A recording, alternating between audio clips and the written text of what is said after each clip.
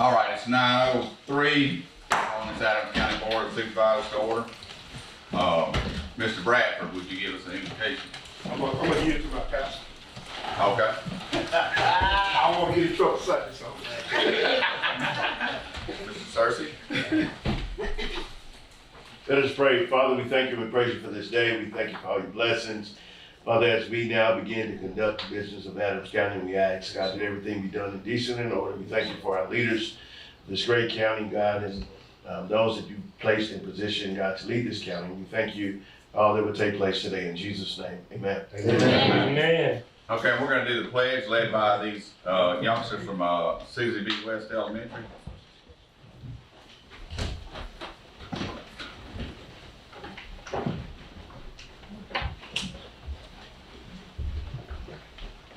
Come on, y'all look happy about it. Whenever y'all ready. I pledge allegiance to the flag of the United States of America and to the republic for which it stands, one nation, under God, indivisible, with liberty and justice for all. I got a little something for y'all. Y'all come stand right here and face the crowd. Right there.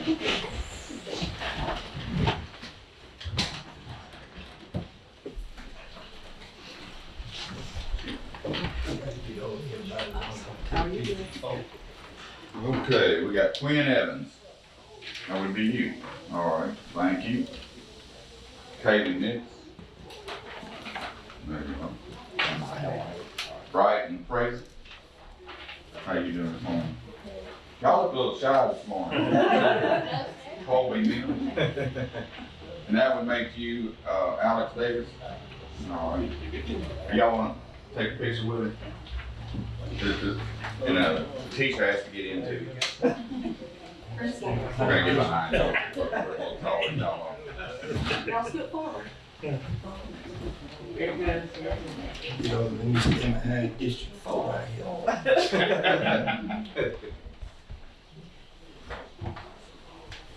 Whenever y'all ready.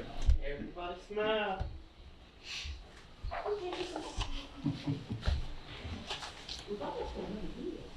Anybody else? Right here. All right. Thanks y'all. Thank you, man. Very well-mannered students. Thank y'all for coming today. Get two upstairs. Hey.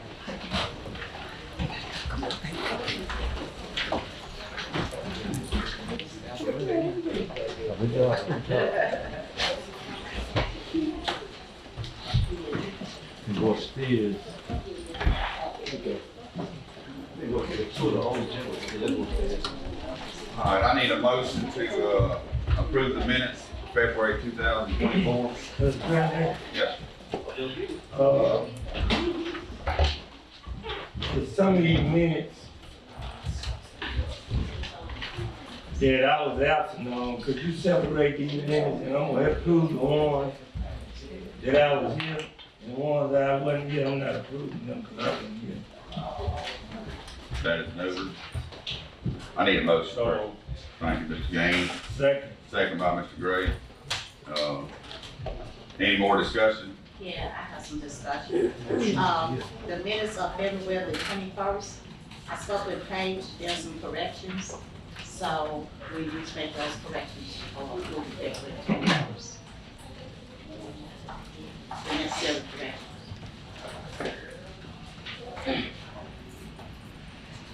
Paige, you know what those are? Okay. Mr. President, Yes.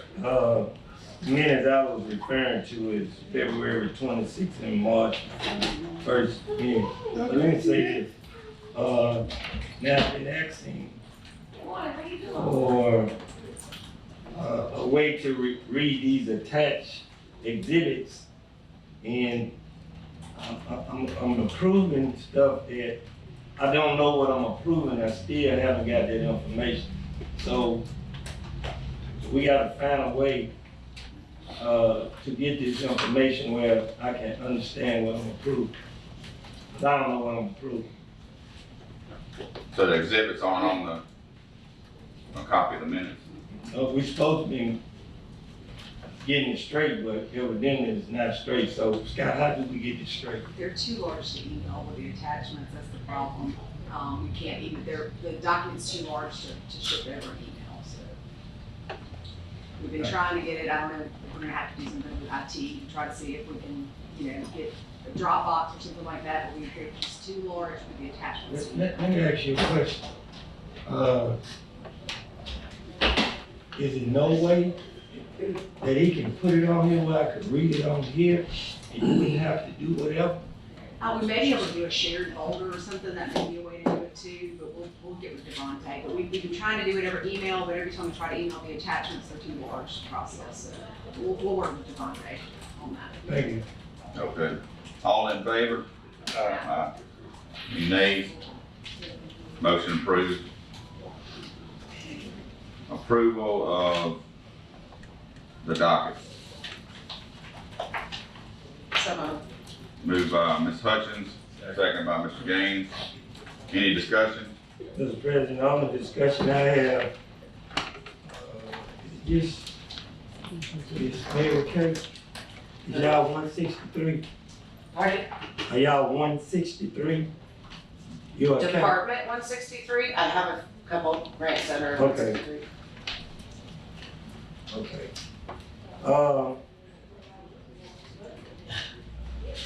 Scrubs contract, is this the final payment?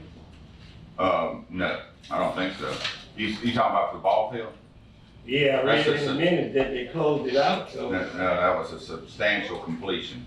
That means it's almost complete, but complete enough for the ball field to be played on, but the rest of the work has not been done.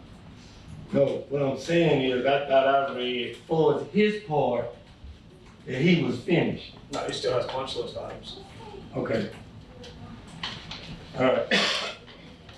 All right, And I believe, like the fence itself will still fall under his contract, if I'm not mistaken.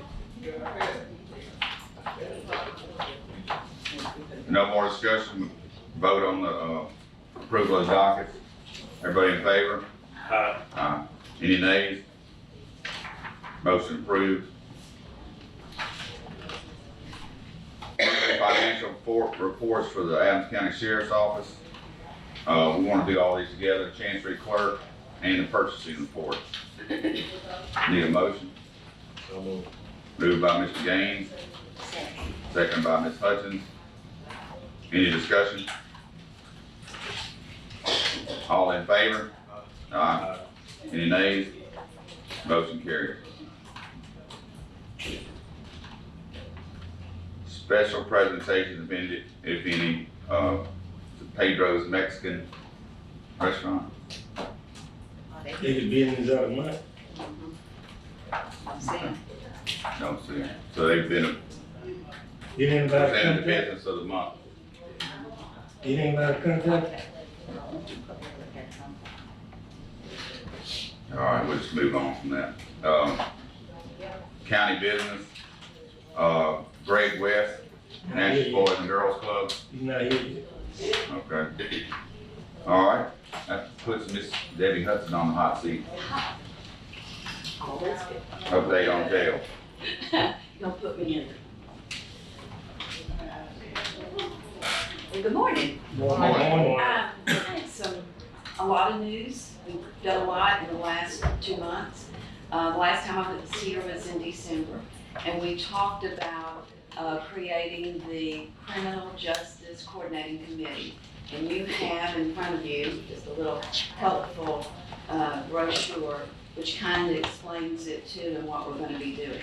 So we met January 4th, the basic committee, I call it, or our board, with a combination of people from justice, mental health, and law enforcement, and some others, to come up with a mission and to discuss where we were going and the scope of work.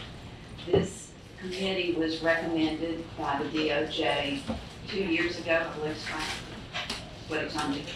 And in the research, you find that communities that are doing well with criminal justice have this committee in place forever. You won't just stop it after you get a jail, because the conversations change, people change, and what I'm hoping that we get from this is not only that each of the groups, I found when we met with them in February, we formed 3 committees. We met with them separately. They don't know each other. They have a lot of the same problems, concerns. It's great for them to talk to each other. And our next step is for the different groups to hear each other and work together. Because if you're going to get a jail or a criminal justice facility, we need to have a 20-year plan, a 10-year plan, or more. We need to have an outreach. But along with that, we've had some exciting news happening. We have a business that has offered 30 acres out 61 North to house our facility. And I think that's great, because one thing we don't have to ask economic development or to take any property from the county this way. We could just go forth with that. And that's kick-started several other things. With that, we would like, well, the first thing I want to do is get permission, or whatever I have to do to get Scott to be able to work with that company to go ahead and secure that property if it's in agreement with you. The second thing is we'd like to go ahead. Over the last years, we've worked with David Marsh of Benchmark Construction. He's the one who's built the most jails in Mississippi, and is highly acclaimed in his field. Everybody, just great remarks about him. He already, for free over the years, has been doing construction for us. I mean, has built a plan for us, an architectural plan. And I'd like to go ahead and see if Scott could also, we would give him permission to, what do I call it, Scott? There's an intent, letter of intent is what he was asking for. All right, to be able to start working with him. He's done, like I said, so much for us for free, to start looking at that. And the third thing I'd like to bring up, I believe this person came months ago, a few months ago, 6 months maybe, Bert Carson from Sustainability Partners. And this is a different way to look at things. I would like for you to listen to him again, because at that point, you didn't have land, you didn't have a committee, you didn't have anything going for the jail. And basically, what their company does is build the jail, pay for the jail for 2 years, you don't do anything. And well, you're going to pay for it in the end somewhere or other, of course.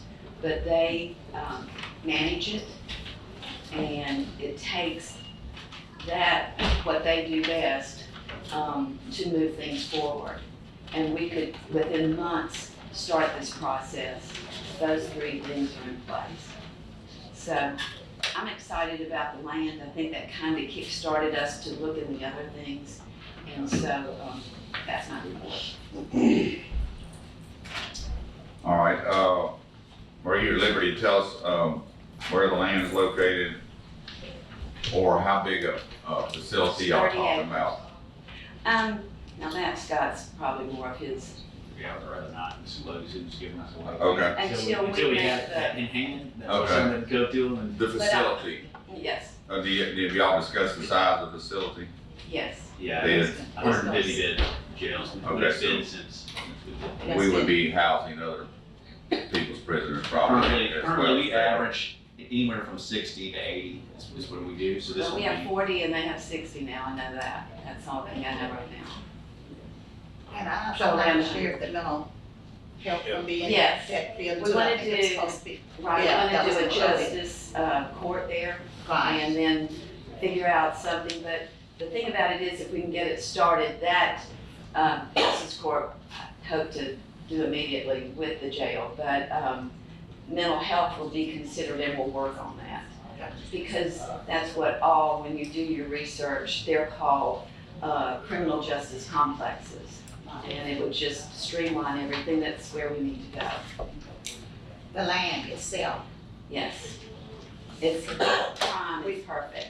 Okay, that's what I wanted to And- know, where the land, I mean, you don't have to tell me now, whatever, but we want to know, is it gonna be, If you'd out like, in neighborhoods, if it's gonna No. be. if you'd like specific details, we could go into executive session and do that Okay. at the end of the meeting, if y'all wanna do that. I'm good with it, if somebody even want to donate some land to, Yeah. help us out to alleviate some of these, problems with the jail, because, if you don't have your own land, that's another, amount of money that we gonna have to come up with. So like Ms. Debbie said, at least it's a start, and I didn't have no idea, in the process of building a jail, you need a committee in place. I guess these days you need a committee for everything you do, but I'm glad, that you on chairing the committee or whatever you doing, but I'm glad.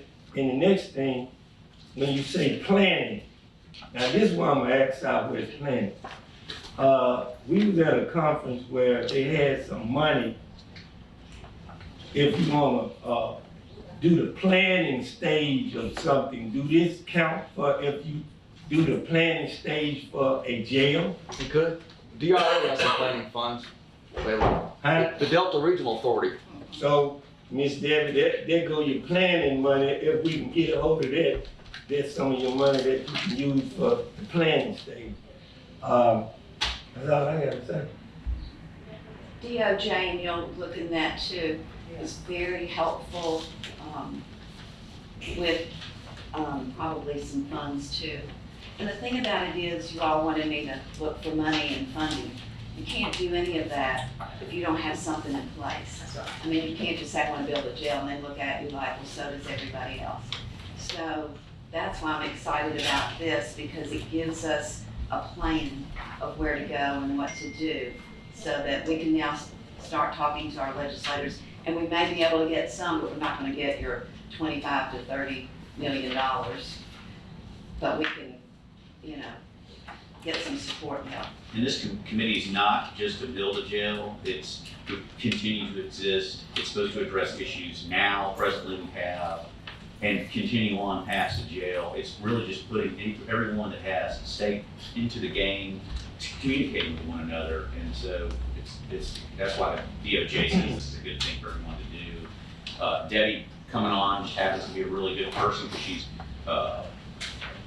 her background with the chamber was, you had one big overall committee, and she kind of just said, okay, we're gonna do that, and then we're gonna have these subcommittees out. And so she already had a good organization just from her past experience. I pay you well to say that. I appreciate it, 'cause I don't have to show up to a bunch of meetings that have nothing to do with me. So, Well, my grant writing from Is that a Southwest motion? Planning didn't hurt Can me. you put that to them? I'll make a motion. Did you ask for, Well, yes, some I did. things that's gotta be, have to be in a motion? Scott, did you have something else you wanted to bring up with it? yeah, well, let's get with her request, and then David Marsh had a suggestion that we could go ahead and do as well, that maybe time sensitive. Okay, we need to clarify, go ahead.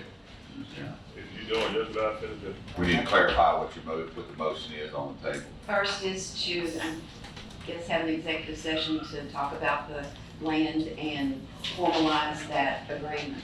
Well, we, You don't need a motion. yeah, Okay. we'll do that later, but All right? there's authorized me to take any steps necessary and proper to effectuate that donation. It's a little bit of legal work, and there'll be an appraisal, selection appraisal. So moved. Okay, moved by Ms. Hutchins, second by Mr. Gaines. Any discussion? Okay, all in favor? Hi. How y'all doing this morning? All right, how y'all doing? Sometimes I wish you had a vote. Motion carried. There's two of us. And then the second thing would be to get the letter of intent, or resolution of intent from David Marsh. It would not cost us anything until you actually decide to build a jail. He just doesn't want to continue doing a bunch of work, and then you also let the different executive. Okay, so we need a motion the letter of intent. For a letter of intent for benchmark. Okay. Moved by Mr. Gaines. Second by Ms. Hutchins. Any discussion? Yeah, I had a discussion there. This is a letter of intent, a benchmark. Are we gonna seek any others? If you approve the letter of intent, you're gonna decide to use It benchmark. just use benchmark. Okay. I guess They've already planned several jails for us, and they're No, the number one builder in the state. my other thing Okay. is that if we're trying to move this forward, the longer you do that, I mean, not that you can't, but you know what I'm saying? I think here is we're on a roll and let's, they've certainly, the other thing about that, most of the other ones we've looked at, they charge you to do everything that they have done for free, which says a lot about them. Okay. All in favor? Aye. Any nays? Motion carries. And one suggestion that they had, years ago, we did a local and private that allows us to build a jail within the incorporated or unincorporated area of the county. The law says you have to do it in an incorporated area, but we were able to get a specific law just for that. Even though we never acted on that, that was years and years ago, it's still in effect, so it helps us. Another thing that he suggested was, right now your term for financing, it ends at 20 years. I believe Warren County extended it to 30 years. I don't know if they actually use this provision, but it's something that we could go ahead and ask a local private to get us up to 30 years as opposed to 20. That could help, with the financing. You don't have to do it that long, but it gives you that option. If it's something y'all are interested in doing, we could go ahead and do it, and it might be able to get presented and get done today. I had to ask one of our reps, if we could present something like that, he said probably could still get it through. Yeah, I want to try to do that. You can follow what I'm saying, instead of 20-year, do it a 30-year. Make sure debt service is a lot cheaper. It's cheaper, but it's not, because you got all that interest, 10 years worth of interest. I like to pay till it hurts, but that's just me. But the thing about it, I guess it gives us options, Gives you the option. choices. So you could still go back with 20. So, Mr. President, so what you want us to do is give you the authority, or give us the authority to either use the 20 or the 30 That's years? right, or 10, or Okay, 25. so moved. So it gives us Just gives you more options. more, So okay. we could still build All a right. jail in Natchez, but we don't have to. I got a motion by Mr. Gray, second by Mr. Gaines. Any more discussion? All in favor? Aye. Any nays? The ayes have it, motion approved. And I have one more thing. Yes, ma'am. Then I, or Scott, set up an appointment for you all to, or some of you all to hear Bert Carson and talk numbers and No. if that We might need work. to- We need, excuse me. Mr. We already have heard him, but we haven't acted on it or done anything. Do you feel with this new, because now you have land and we have all of this going, that you might consider listening to him again? And I don't think he ever really heard what you wanted. I think he talked, but you all never really, you didn't know what you were doing at that point. Am I correct? Or- I think what they're saying is, he'd have to come to the board meeting That's what I meant. and speak in an open session. Okay. So that wouldn't, I asked David Marsh to give us a revise of how much it would cost and so forth to do it, along with the specs. I would then take those specs when he sends me over to that person just to see what their options are. That's what they want to do. And he can come present it to you. And the reason why we say that is because we all have questions. Right, absolutely. That's why. Just tell me how to go about doing it and I'll be glad to set that up. we just need to get it on one of the next board meeting Okay. agenda. I can make that happen. Okay. All right. Thank you for the presentation and your hard work. Thank you. Thank you. All right. Beverly Green with Allstate Insurance. Good morning. Morning. Everybody's doing well this morning? Good. Well, good. I am Beverly Green with the Green Group, and I work with the Petra Group. And the Petra Group is endorsed by the Minority Caucus of the Board of Supervisors, and they are a sponsor of the Mississippi Board of Supervisors. And what we do is we offer supplemental plans under the All-State Workplace Division. And we're able to tailor products that are suitable for jailers and office staff and so on and so forth, that are also affordable, and they are pocket friendly. And I'm standing here before you because back in 2010, when I opened my business, I came before the Board of Supervisors and got approval to offer supplemental benefits. Well, some things have happened with the pandemic and all of that, and I am standing before you again to offer that same service and get your approval to offer those benefits for your upcoming enrollment. And that's why I'm here, to be of service. So what I'm thinking she's asking is, I recall that, because I was on a board that's coming forward with her. But she's asking us that she be able to attend our open enrollment that starts, I think, on the 7th. Is it the 7th? 6th or 7th? Yeah, to be able to come and offer her service again. I think during the pandemic, she was not able to come because of the fact we was going through the COVID. And once we got started back up, which I think was last year, the first year, the second year we got started back up, no one informed her that it was continuing to go on. So she missed those years and she just asked that she come back. So move. Second. Motion on the floor, approved by Mr. Gray, second by Ms. Hutchins. Any discussion? All in favor? Any nays? Ayes have it. Motion approved. Thank you so much. Is Fred Parker here? Yes. Come on in. Price is Get the right. next Come on contestant. in. Get the next contestant. Good morning. You're up, Debbie. Good morning, everybody. Morning. What was that? Was a good time. I guess that's why I'm a drummer. Okay, several things. Some good news about the health insurance, which is, I know, a pleasant change. As you all know, I reached out to 3 other companies for quotes, January 26th. I didn't hear back from anybody until the beginning of last week. I got a soft quote from Amwins on the reinsurance, which was 3% higher than where we were now. Then I started talking to the company and they started asking for all the information, claims, etc., which is normal procedure, and I haven't heard anything back.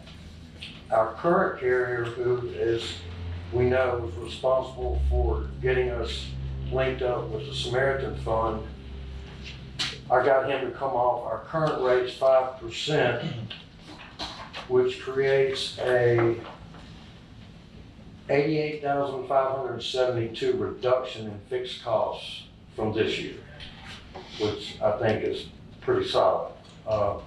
Blue Cross's fixed costs came in stable, right where they were last year, the year before. Now, we do have some lasers that were on the plan, and in talking with Amwin, and he got all the claims information, he said, oh yeah, we will have lasers. Of the lasers that are currently listed in this renewal, all of them are really conditional because the current carrier knows that I've reached out to these people with the Samaritan Fund as an option. 3 of the 5 people that are lasered, one is already in the Samaritan Fund and wants to renew. He called me Sunday. 2 of the lasers I spoke with, and they signed the agreement to try to, and now what happens is the Samaritan Fund organization will be in contact with them. I'm out of the picture, and they try to find a plan that takes care of them, and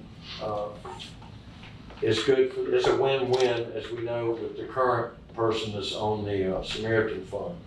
So in short, it looks like we've secured a savings for sure on the fixed cost, on the reinsurance quote. Blue Cross is stable, and I am praying that 3 out of the 5 lasers will be on the Samaritan Fund effective April 1st. The one person that is definitely going on represents probably a 700,000 or 800,000 savings from the previous 2 years in claims. So I stand before you and I thank you for your business in the past and your faith in me. And I would recommend we go ahead and go with this quote, because with current claims, et cetera, the 3 other people I got into contact with, as I said, I just heard from one a week ago. And right now I don't have anything from him, and I was able to secure about a $90,000 savings on our current costs from the current carrier. So, Okay. questions? Does anybody have any questions, any discussion?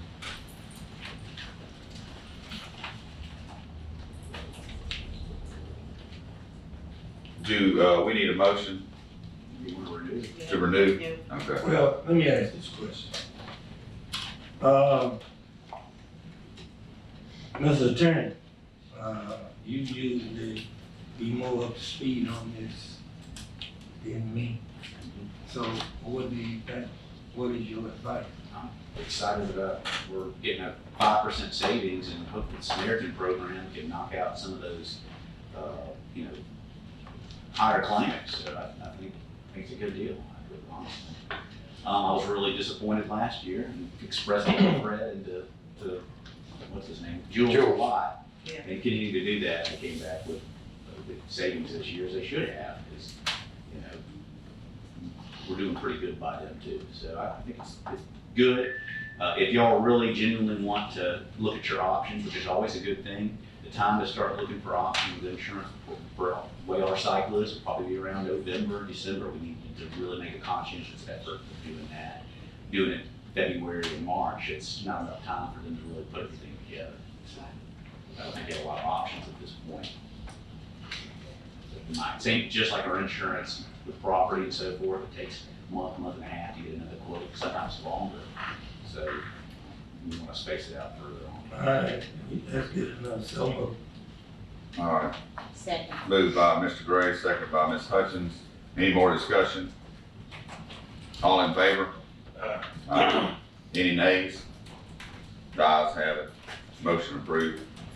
May I interject one final thing? Sure, and I don't know how many people actually understand the Samaritan program, and if you could just Okay, give a, I because there's a will. lot of people here, and I'm sure they're confused about what it is, but I want everybody to understand. Yes.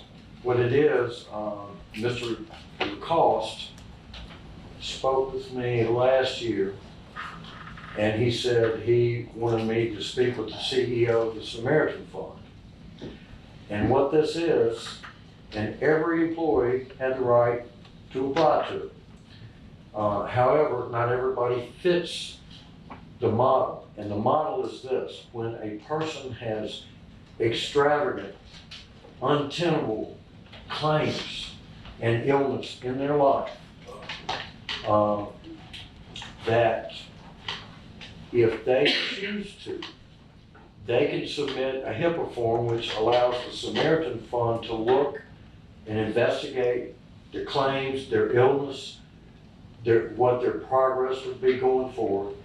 And once that form is signed, Samaritan Fund looks for if their claims are actually actually huge, and they have a devastating illness, the Samaritan Fund will come in and find a health plan for them.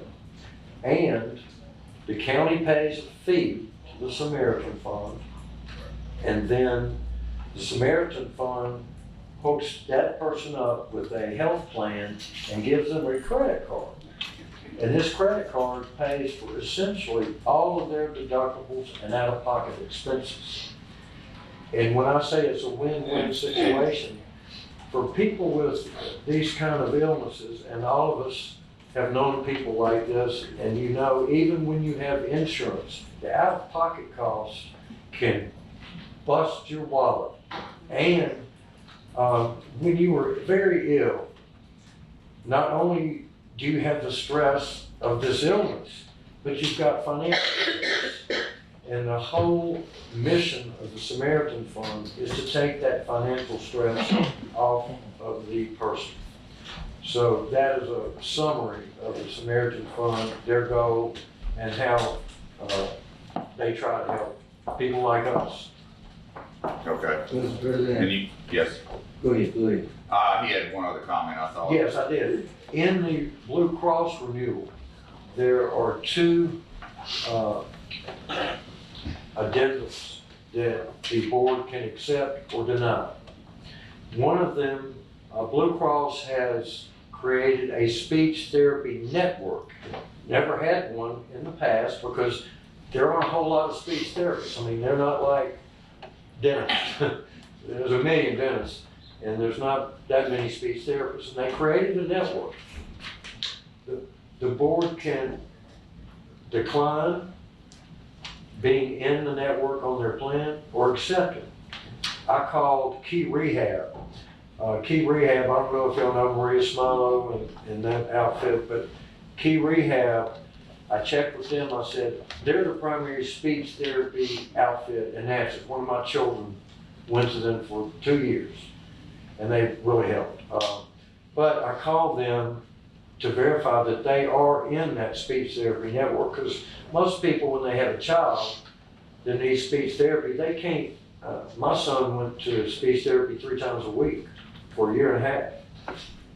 Most people, you can't get off work and take a child and go somewhere. So I verified that Key Rehab is in the speech therapy network, so that if the board chooses to say, yes, we want to be a part of this, then our main speech therapist here in Adams County is in the network.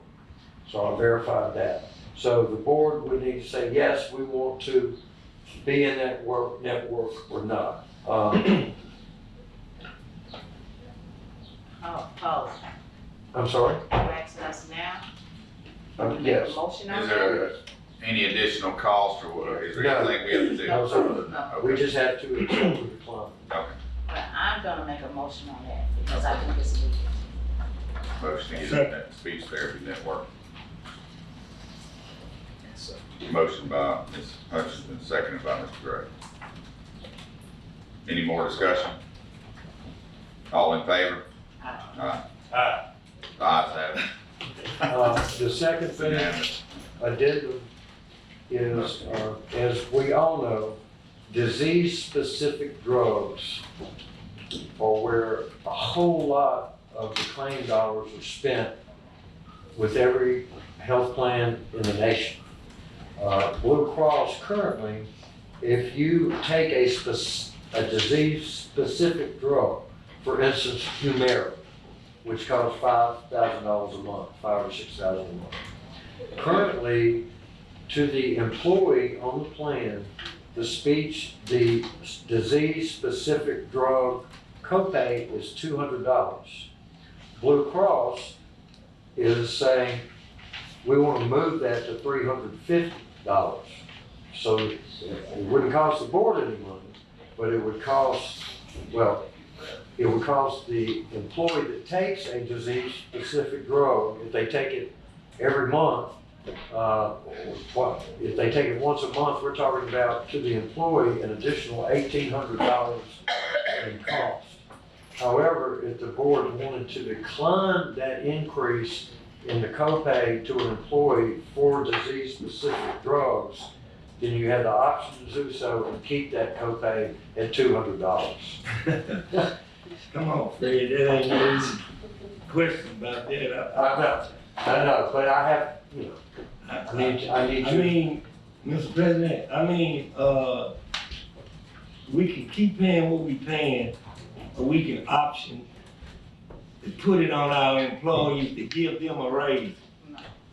Basically, Well, you already know what I'm gonna make a motion, to keep it like it is. thank you. All right. I was ready for that. All right. Second by Ms. Hutchins. Probably, Any more discussion? All in favor? Motion carried. Mr. President, before you leave, Yes, sir. the Samaritan program that we in, could you explain to people out there where it's so important because of the kind of insurance that we have? We are self-funded. Right. And the difference between self-funded And fully. and fully funded. Correct.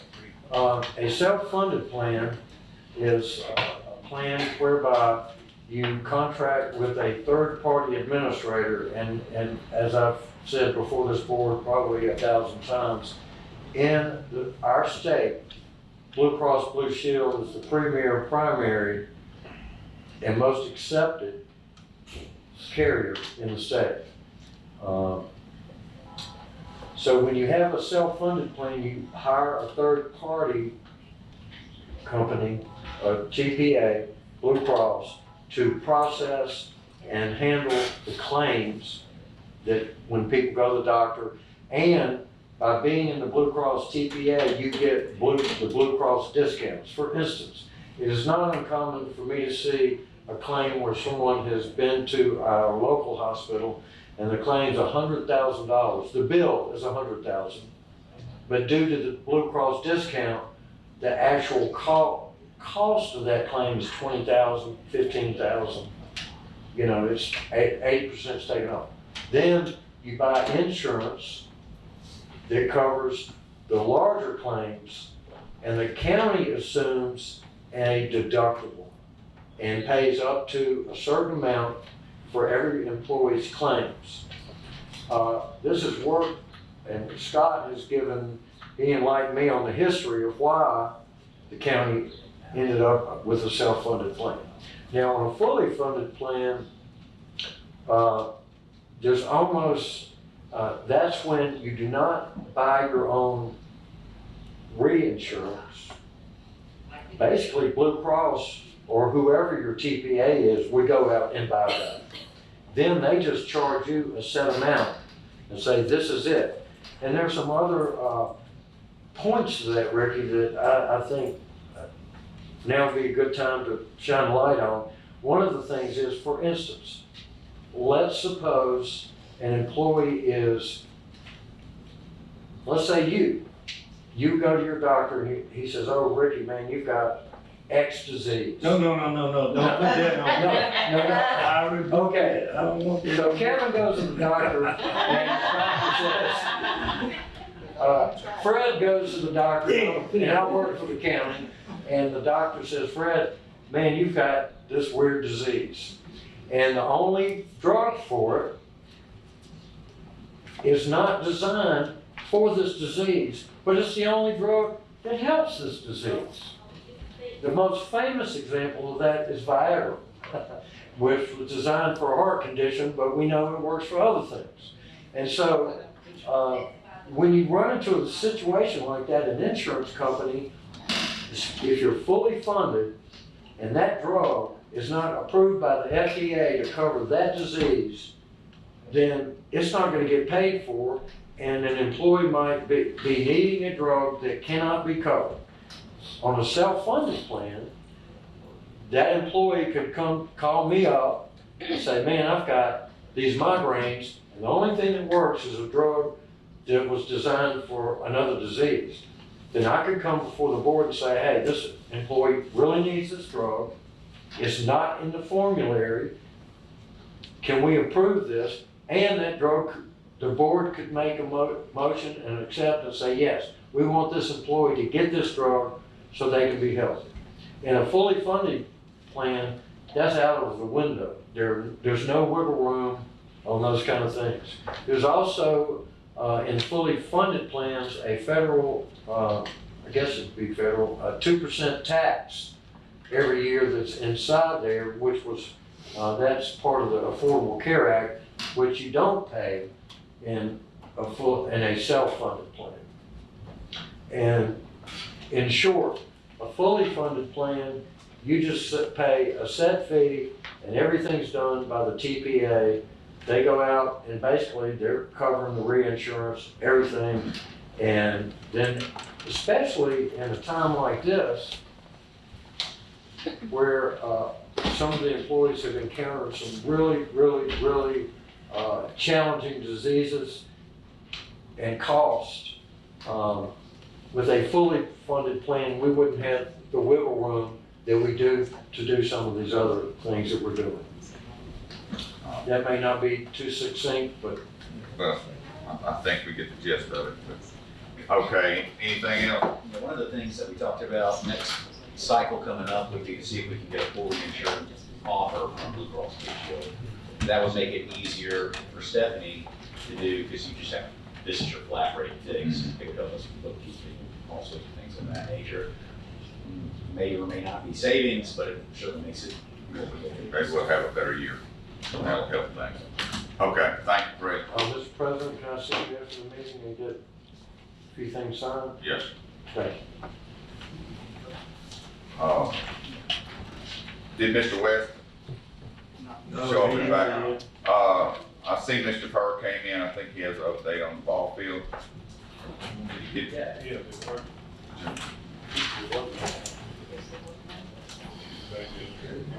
If he's not ready, that's fine. We'll move on to something else. We, any city government business? He's ready. Okay, Mr. Burke, any city government business?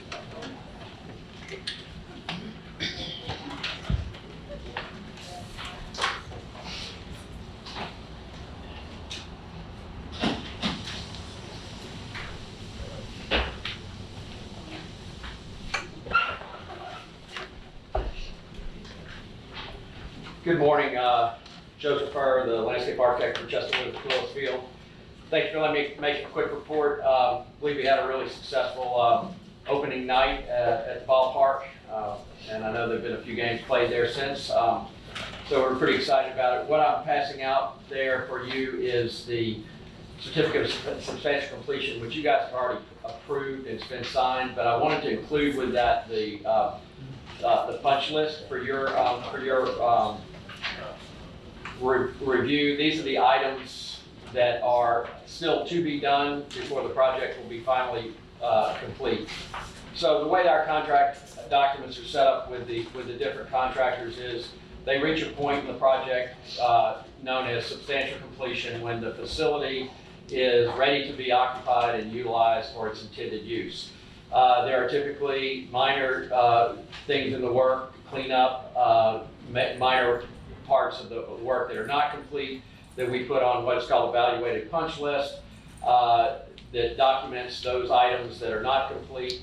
And we give this list to the contractor. The contractor has 45 days to complete those items before we accept the facility as final completion or 100% completion.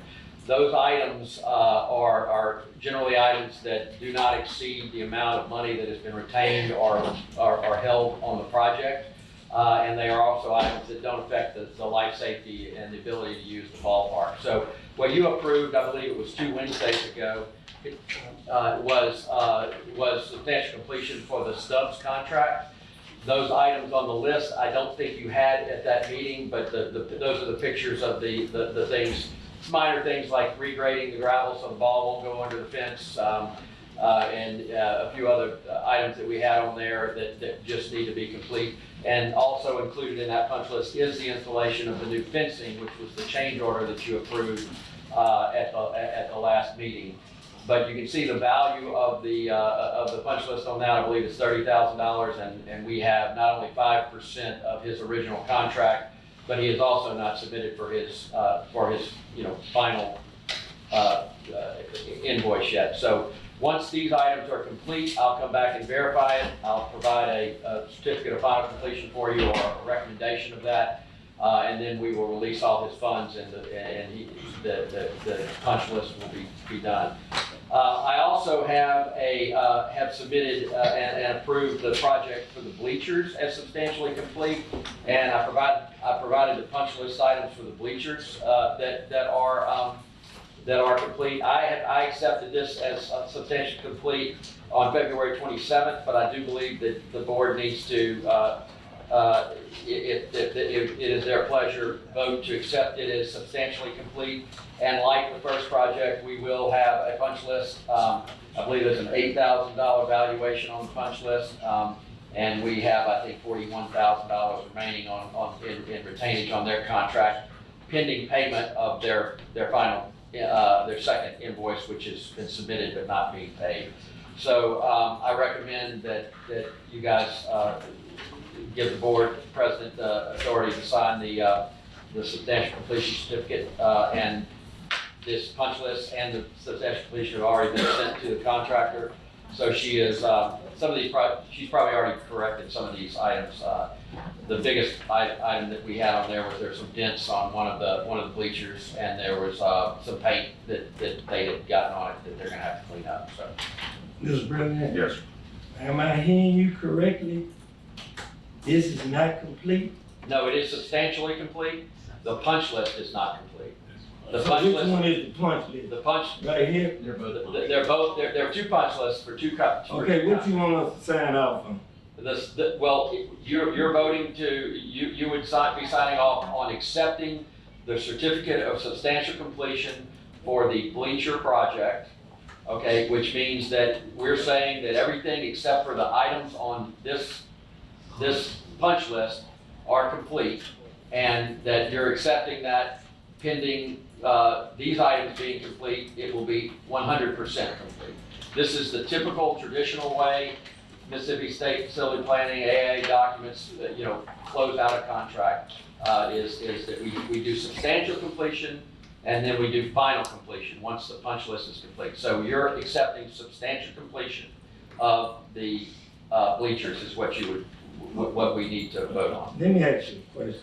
I thought I read something saying that if we did whatever you're talking about, that the contractor would not be responsible, but the county would be responsible if anything happened. Did I read that anywhere? Once you take acceptance of the facility, which you have, and you have activities, under the county, under the county's use of the facility, then the contractor is not responsible for something that would happen that is not a defect of their work. So when the contractor still has the project under their purview, and someone under their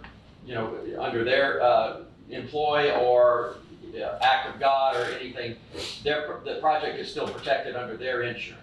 At the point of substantial completion, when you start using the facility, the contractor is not responsible if something were to happen at a ball game that was not a defect of their particular product, their particular contract. So let me just ask you a question where I can get a good understanding of what you're talking. Sure. Just say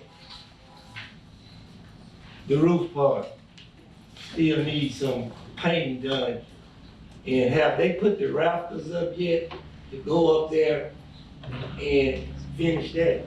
This is a different, to answer your question succinctly, there are some punch list items, there are some items on the paint that are not complete, but I am not asking for some acceptance of paint. I'm asking for a reason. Now, just say that they put the rafters up and they make a mistake and all the paint fall on the turf. who's responsible for that? At this point, it'll be the painting contractor because he would be doing the painting. So he have insurance to cover that if something happens. Yes, he. I'm just getting a Yeah, clear understanding. yeah, so, But I don't want us to be responsible. I understand, yes. So Okay. we still do have an electrical contractor and a painting contractor who are not substantially complete. But those items do not affect the ability to utilize the facility. Those are cosmetic issues and are some items that just need to be done before they're substantially complete. So we have 4 different contracts right now with 4 different contractors. And we're taking the contractors that have completed their work to substantial completion level. We're relieving them from responsibility for, anything other than some kind of liability of something that their product did. Someone else coming in that still is under contract is responsible for any damage that they would do and also responsible for completing their work and responsible for their workers and so forth that are out there. You know the only reason I'm asking this, right? Because you said that they couldn't use the machine to go lift up the paint because the contractor was scared that it was gonna mess up what he had done. So I'm just getting it straight to make sure that if something do happen, it ain't on this county, it's on whoever mess it up, and they gotta pay for it and not us. That's correct. If one of the other 2 contractors messes up the facility and they're still under contract, then they're responsible for that. Mr. Turner, it's on you now. Ball in your court. Are you comfortable With substantial completion. with what he said and what he want the president to sign? Are you comfortable with that? I mean, you're talking about the bleachers, I think it's bleachers. No. Let me break it down. Whatever he's talking about and want us to approve, are you comfortable as our guy to lead us in the right way? Are you comfortable with what he's saying? With the bleachers, yes, that's what he's asking for. That's what I'm asking. I don't know. Okay, I need a motion for a certificate of substantial completion on bleachers. So move. Moved by Mr. Gray, seconded by Mr. Gaines. Any more discussion? All in favor? Aye. Any nays? The ayes have a motion approved. I guess the only other item that is still somewhat pending is the direction forward with the restrooms and the locker room renovation. I think at the last meeting, we were talking about moving that forward and trying to find additional funding. Unfortunately, I do not have an updated estimate for you on that. I apologize for that. I was out sick from Wednesday through Friday and just wasn't able to get it done. It was here Monday and Tuesday, so. Mr. President, can I say something? Yes, go ahead. I don't mean to dominate this conversation, but I did. I don't know if the paper had this in there or not, but it was gonna cost us additional 18% if you do it. If how much? 8.5. I don't know exactly what you're referring to. If you was to do the designs for the bathroom and the locker room, how much it costs us? Our contract is a percentage based of construction contract. So if we add whatever value we add to the project to be designed, then and I don't know the exact, there's a sliding scale that we use. So I don't know the exact percent. I think what the quote was, I think it's around 8%, which is the design fee which is a typical statutory design fee that you have to pay me or you have to pay someone. Yeah. So. Well, I'm just one supervisor. At this point, I'm gonna say I just think we can get some local people and beat it out ourselves and get some local people to do this and save the county a whole lot of money. That's just my opinion. President Wilson, Yes, ma'am. Supervisor Gray and myself we attended a meeting with the superintendent on last week in regards to the bathroom and, the locker rooms, asking them for some help. So, they have the information that we submitted to them, which we just talked to them about it. We don't have any pricing at this time, because you didn't give us that, but, I agree with Supervisor Gray that we should maybe look at bidding this out ourselves and, relieve him of that, because, 8% is a little too high to just, give us figures on. And I don't think you're, Supervisor Hutch, I don't think you saying is, at this point, I just believe we gonna be the we're gonna contractor. be the contractors, right? Well, wait, we're still gonna have to have an architect, that's the architectural fee, that's the architecture. so it's about $15,000, give or take, it's a $200,000 project. That's 700. Well, No, it's like 200,000 to build the bathroom. Well, hold on a minute. Supervisor, hold up a second, Supervisor. The only thing I remember talking to the school board about was the locker room. I don't believe they on board with paying for a bathroom and they the only ones gonna contribute, ain't nobody else gonna contribute, but everybody gonna use it. I don't believe they on board for that, cause I don't remember that conversation. I remember the locker room because, if I'm not mistaken, Natchez is the only one use the locker room. But everybody gonna be using the bathroom, so if just one supervisor, I don't think it's fair to ask them for money for a bathroom where everybody gonna be using. So everybody need to come to the table and put up some money.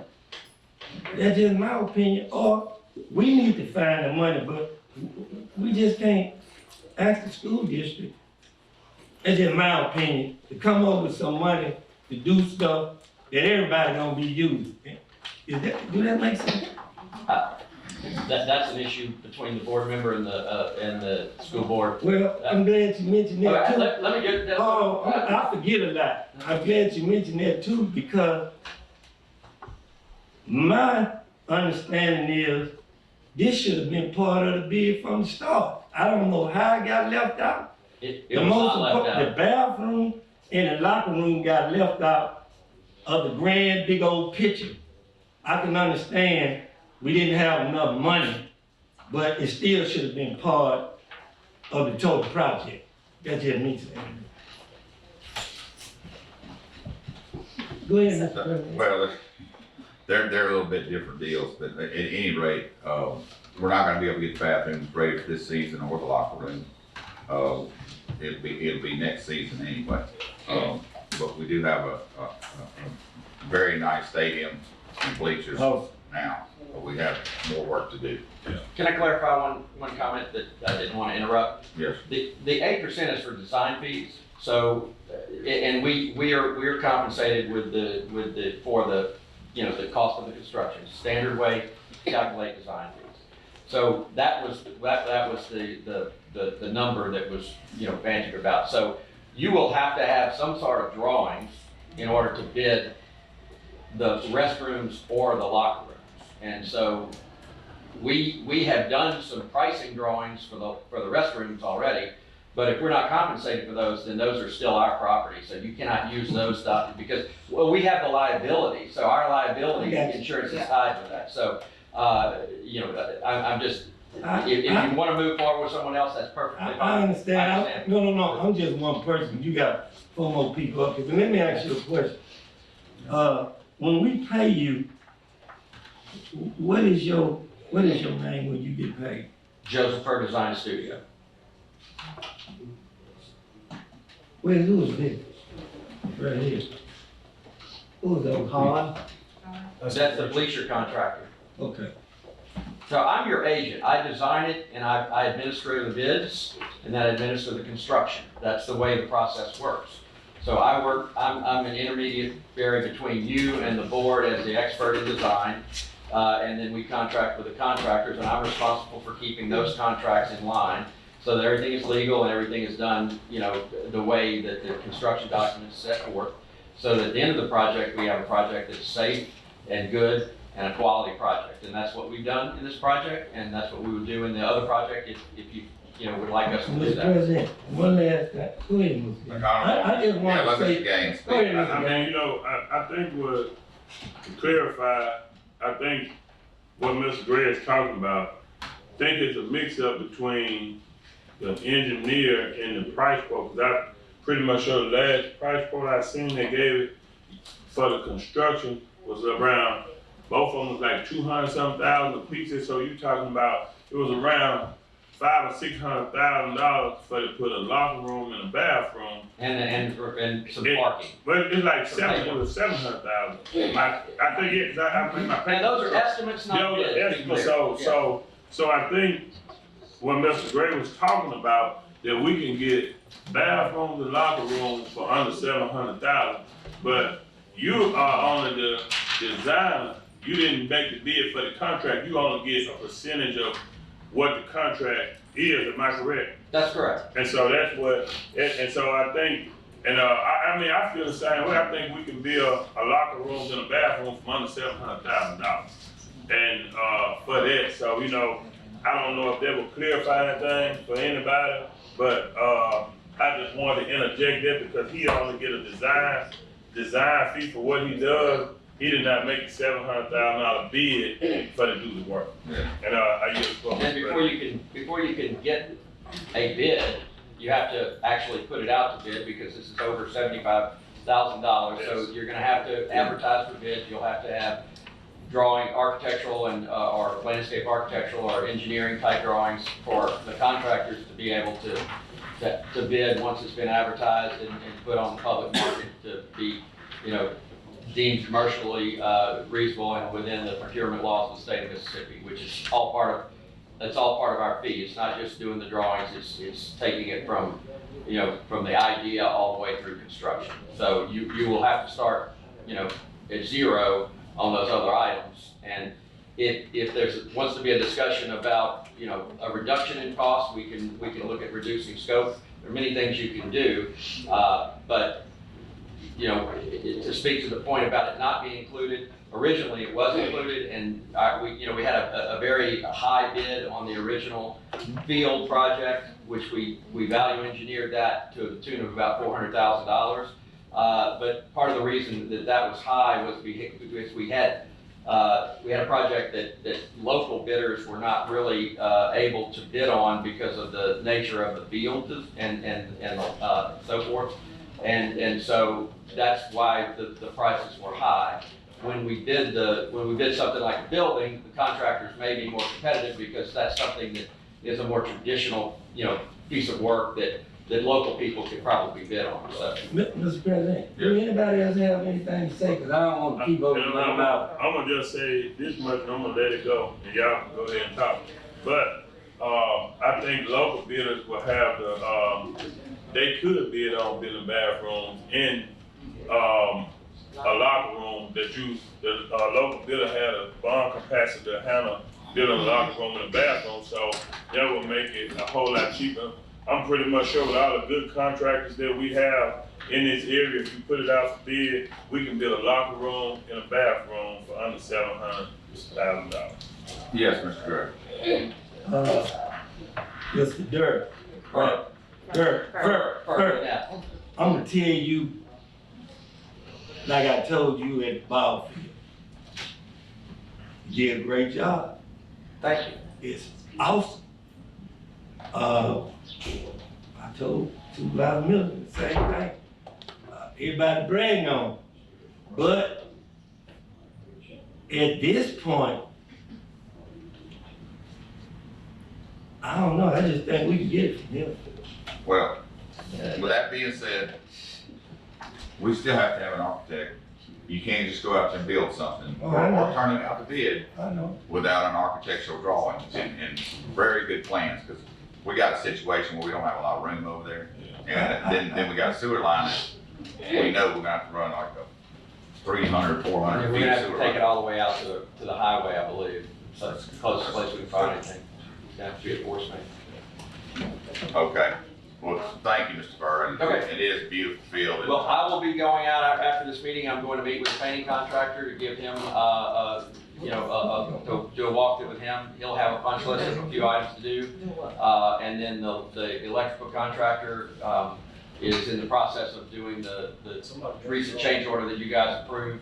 Once all that is get to the substantial completion point, I'll be back here to give some substantial completion for those. And, I hope you'll let us design the rest of it, because I think we've got good ideas, and I think we've done a good service to you. Yes, Mr. Burr. Before we leave, we need to get a clear understanding. Is he moving forward? Is he not moving forward? Is he on hold till we tell him to? I'd like to say something. Go ahead. I just want to say that if our plans moving forward for a bathroom and a locker room, which will complete this field, again, what Supervisor Gray said, and I think what everybody in this room can attest to is what we have out there. It's a beautiful field that a lot of people all over the state are going to be talking about very soon. They doing it now? You can't go out there and throw a little cinder block bathroom after you've done what we've done so far. So, as a board, we're gonna have to talk and figure out what we're gonna do moving forward. But there will have to be an architect design or draw up. There's a lot of unknown information that Mr. Furr found out, the architect found out, the sewer issue we had, the lift station we're gonna have because the length of drainage required to get the sludge down. So there's a lot that goes into it. So I think what the board needs to do is talk, figure out what our plan needs to be, get back with maybe you and discuss what we can work on. And so, I mean, I wouldn't say do this, or I wouldn't say it's over. Just let the board figure out as a board what we can do I don't have a to make problem a with decision that. going forward.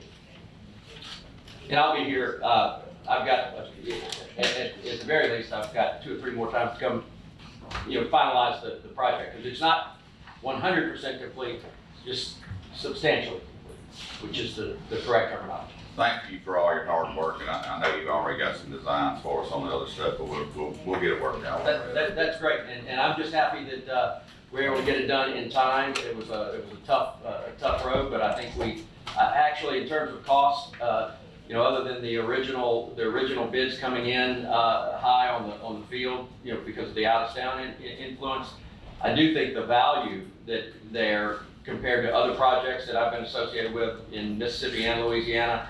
I think it's tremendous value of what we're able to do with the field and the stadium already for the dollars that we spent. I know it seems like a lot of money, but in the scope of what was done, it really is not. It's really you really got a lot of value for the dollars that you spent. Mr. President, it seems like a lot of money, because we don't have money. If we had money, it would seem like a lot of money. Yeah, I understand.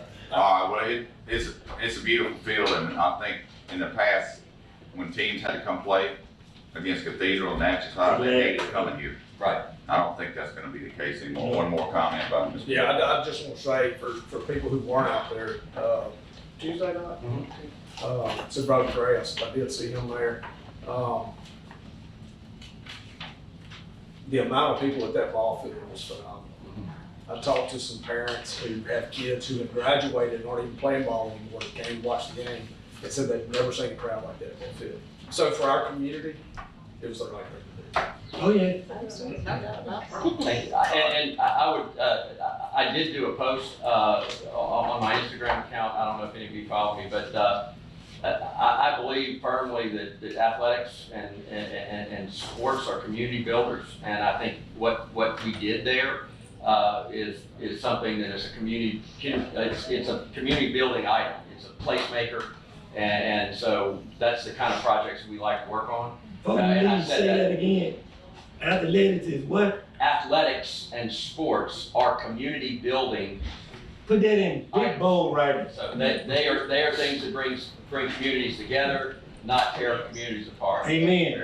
Even as they're competing against each other, there's a sense of community, particularly baseball. And I think my post was baseball is life, and I believe that firmly. And I'm very proud. And one final thing, best rendition of the national anthem I've heard since Whitney used it. You like the way I sang it? Oh, Tony, yeah. Tony Fields. Yeah, it was very good. Okay, for right now, we're gonna have an asterisk beside all that because we don't have bathrooms. What's your Instagram? It's JFDS_LA. I made a couple of posts, and I'm not very good at it. So, Thank you, I'll let my daughter do it. Thank you. Appreciate All right, it. thank you guys. Thank you. Okay, and we still don't have, Greg West, I assume. So we're gonna move on to, departmental reports.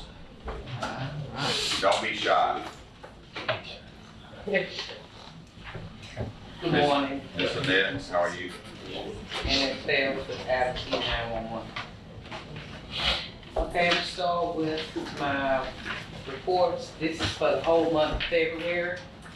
We have, Natchez Fire Department had 54 calls, 36 being in the county. Natchez PD had 1,115. Adams County SO had 405. All right. I have a sheet there for a rehire, a replacement rehire.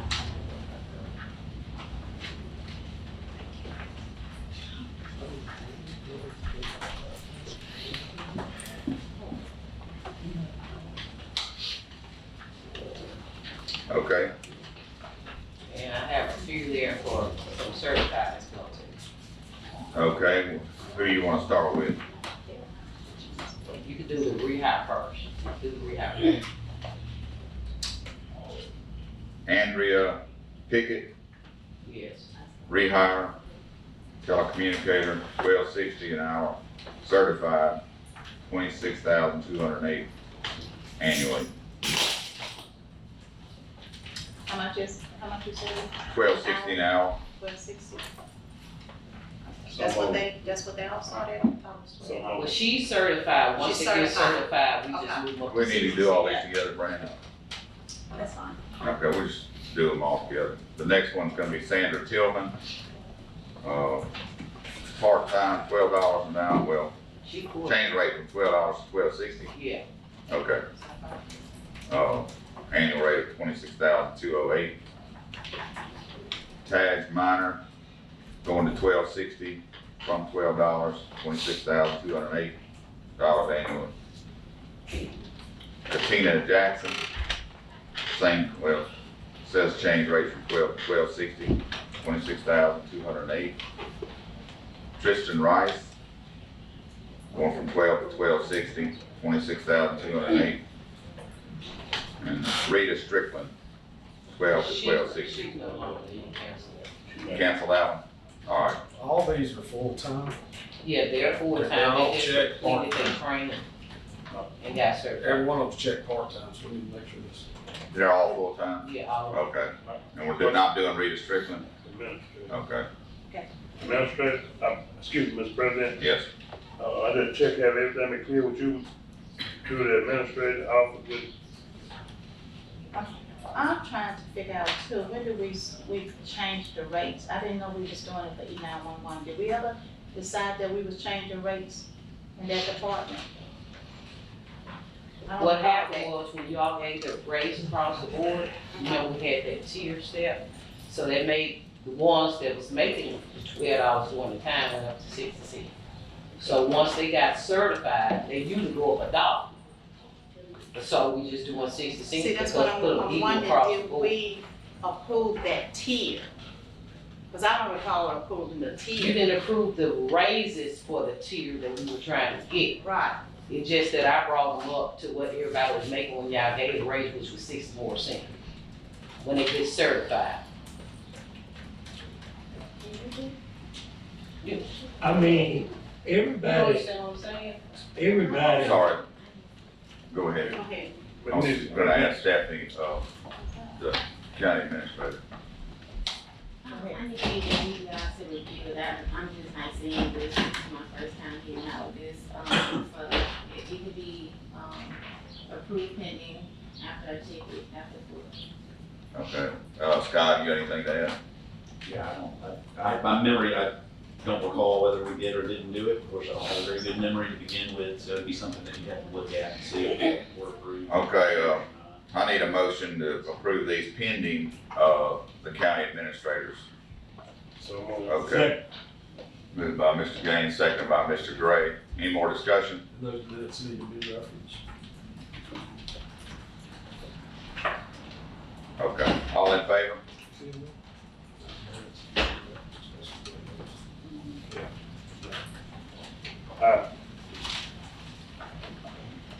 Any nays? I have one eye over here. So the ayes have it. Motion carried.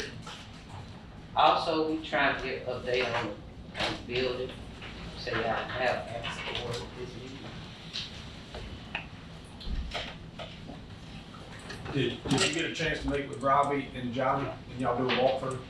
No, with Rob, contact, yeah. now with Rob, we didn't do a walkthrough with Rob, we did one with Johnny. Yeah, I requested the last meeting for you to do a walkthrough with Johnny, Robbie, and The sheriff's department as far as the maintenance, I think it was Shane that was here. was. Yeah, Shane was here. Maintenance stuff. Yeah, well, I tried to get a formal with, what's his name, but I didn't get to you yet. Yeah. No. No, if y'all could this week, please, before y'all get together and do a walkthrough. I don't believe the sheriff wasn't here. He's still out on, he had a baby. So, he's just now getting back. I think we're gonna try to get some of your, guys to do some of the work over there, Sheriff. And any improvements or the demolition, but, in case you weren't aware of it. Okay, so I need to do a walkthrough with you. Probably so, yes. All right. Yeah, Shane was here, and it's supposed to be Shane, Johnny, and Robbie before y'all get together. Thank you. All right, yes. And I definitely ain't picking on you, so I wanna say this to all department heads that's in this room right now. We put something in place, on last year when I was sitting at the board with president, as president. So when we come in, not that we don't wanna give anything or wanna hold up, but before we come in and we're gonna increase and move something in the budget, will you please, prior to the meeting, get with the administrator so we can have prior approval so we can move forward. And it ain't just you, I'm talking to all the department heads because it puts us in a situation that we want to make sure we keep up. It's been a really tough financial year, and so we are trying to make sure we stay within budget. So that ain't just you, that's everybody. I understand, but this is not my first time. I've been doing it ever since they gave the raise to $12. No, what I'm saying is, I'm not saying don't present it. Yeah. I'm saying get with, like every time we do, I know last year, if you notice when I was sitting as president, the first thing I'm gonna ask you is had you got with the administrator, at that time it was Scott and Brandy was sitting there, and that way prior to it so we can move forward with it. That's all I'm asking. Okay. And that's just not you, that's every administrator, every department head, when we gonna increase, cause that, when we give a raise, it increases our budget. And we are trying to stay within budget. So not just you, but it just happened to be the situation. If it was Robbie, if it was Mary Kay, if it was anybody else, I would say the same thing. So it's not Brad. So it's nothing against you. I'm asking department head, when we come in and asking for an increase, get to the administrator, get with the administrator prior to the meeting so she can make sure we stay within budget. Okay. Okay. Thank you. Now you're the floor. All right. Anything else, Mr. Nett? No, that's all I have. Hold on before you go, Mr. President. Yeah. So, I'm trying to figure out what's going on. So, just say we was, our department was at $12, and we gave a cross-the-board raise, what do that do to the $12? It goes to $12.60. Huh? It goes to $12.60, it's 5%. So if that means everybody starting off at $12.60 now? It ain't, No, no. that's hard. I'm just asking the They question. were originally making $12, and I assumed until they got certified, that's what she said. When they got certified, they got the 5%, which is, that 1260 sticking in my head, so until step, that's what we've already approved. For her I'm to just look at asking it, questions, we but don't, I can be yeah. on the same page as everybody else. So, when she looks at it, she'll tell us yay or nay, but, that 1260 kind of sticks in my head, but it is 5% of $12, so 60. Thank you, Mr. President. All right, thank you, Mr. Bell. All right.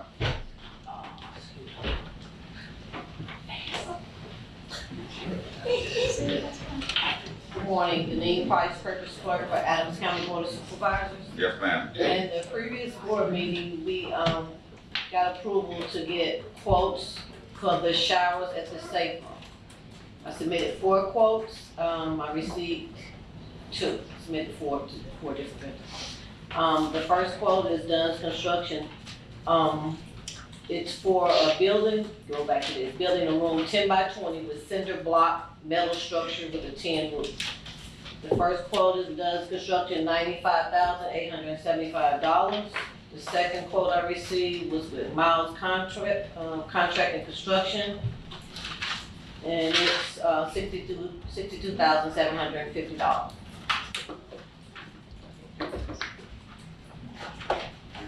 And that's how many bathrooms? Okay. No, this is showers. Oh. Showers, I mean, yeah.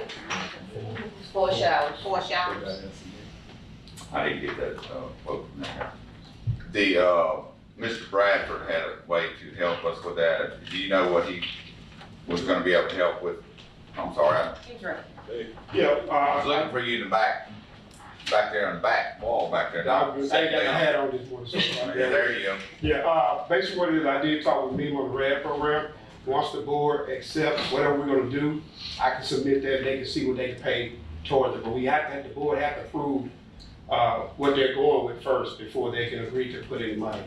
So they just need a price what we're going with, we can try to get that work with. Do we have a design on that bathroom, or are they just freehanding it? No, I designed it. You designed it, Because okay. it's just basic structure, make sure it's ADA qualified, it gotta be a sturdy structure on it, cause you can't attach it to the building. And it's heated and cooled? It's heated and cooled, And yeah, it has a tankless water heater? tankless water heater is gonna run off DC power because we can't connect it to the building. Yeah. What that does, we'll connect a generator to it.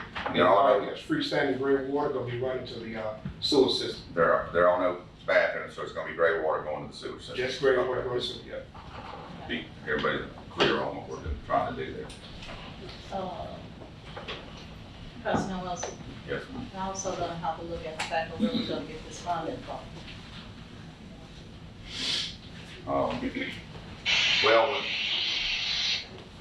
I guess we can tentatively approve it and see what we're gonna get from, Supervisor Gaines mentioned we should have them fill out a budget increase sheet and send those to the county administrator, we can go from there. No, that's come to the safe room. That's Yeah. for raises. For any type of budget increase that you want to do, that's what the sheet's for. we never budgeted the shower, doing anything with the showers up there. No, but it's safe room. Taking hands on budget. So,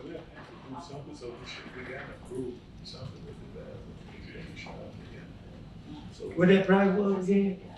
okay, I was gonna make a motion. The lowest price. Yes, it was $62,750. Our ability to get the funding. Wait, you know what? Once you accept the contract, you're accepting their bid. I'm gonna make a motion to accept Miles Construction for $62,750.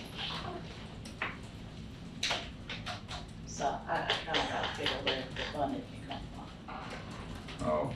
Well, I'll second it with discussion. Got a motion from Ms. Gaines and a second from Ms. Yes. I mean, Ms. Hutchins, I'm sorry. Y'all didn't hear me? And a second from Ms. Gaines. So here's the Any discussion. discussion? So here's the deal. We had to accept the bid before he can even submit the memo. That's the first thing. You know what I'm saying? So he had to do it so we can accept. We don't have to move forward with contracting until we till he get with MEMA after we've accepted some, and then we'll see where we at, with funding, and I know we've been keeping a lot on hand, but this is something that's federally required. The last couple contracts we got was 100,000 or better, and so, you know, I know he got a contract 60-something thousand, it's better than 95,000, that's probably the cheapest we gonna get it. But, you know, keep in mind if something, that I think, let's just wait till MEMA, he submitted and see what they pay. And, I think we can make it work from there. Cause it's something we have to do. Do the bids have a time limit on them? That's what I was just about to Fred about. It's funny you would ask that, I was gonna ask, I need to get back with them. Yeah, normally wherever y'all. It's 90 days or 120 Some of them be 90, some of them 180. be 120. We need about something. 180 probably. We give them, Well, we need to, because keep in mind, we're in severe weather season. yeah. As long as we keep this down the road, the price is gonna go up. We talking about cinder blocks, all the wood stuff that we need to go and jump on it, because right now, I got the approval from MEMA to try to help us with it. Well, you need to move forward with Right, that's what I'm everything and saying. get it Yeah. submitted. We're gonna get this motion done and ball be in you. Yeah. That's why I made the motion. Okay. And, Any more discussion? no, just prices can go up also. I will call him and, Oh, we got to take care of them. find out the, We got a time motion. span on it. Yeah, We okay. got to take care of them. Okay, all in favor? Aye. Any nays? Ayes have it, motion carried. That's all I have for today. Thank you. Good morning, board. I'm Courtney McNeil, the administrative assistant for the board of supervisors. I'm coming to you today, Friday night, about 10:30, I received a phone call from Dan Smith, the baseball coach at Natchez High School, saying that he had given permission to Alcorn for them to play baseball at Chester Willis. And he needed to, I guess, now come to you guys and ask for permission. I told him that's not how that works. He sent me a letter for you all and a copy of Alcorn's rider. But we have to put something in place for Chester Willis, just like we have all of our other locations. I know that they use that location for the schools, but we have to put something in place for other agencies, schools, people that may want to use that field. And that's why I'm here before you today, and to give you this letter. County administrator, y'all take care of that.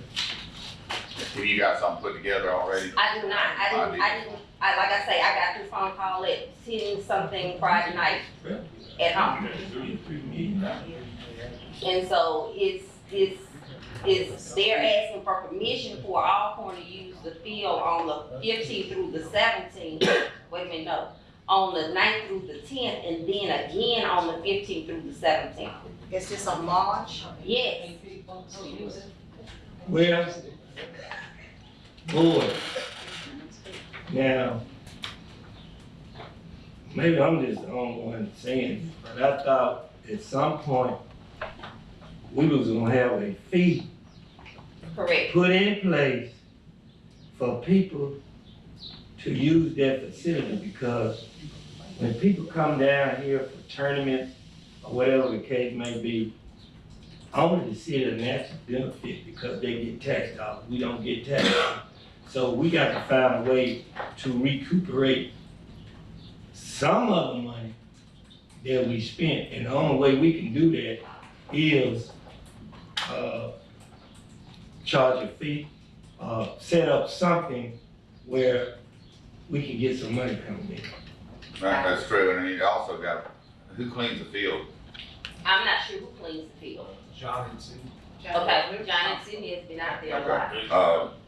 Wes had a comment. I was out there Friday night at the baseball game, and I was talking to Coach Smith. And I asked him, I said, when do you have another home game? And he said, I play Monday, I think there was game Thursday. He said, and Alcorn's playing here Saturday. And I was like, I said, who approved that? And he said, they sent a letter to the school district approved it. And I said, man, I'm gonna explain something to you. The school district doesn't own this field.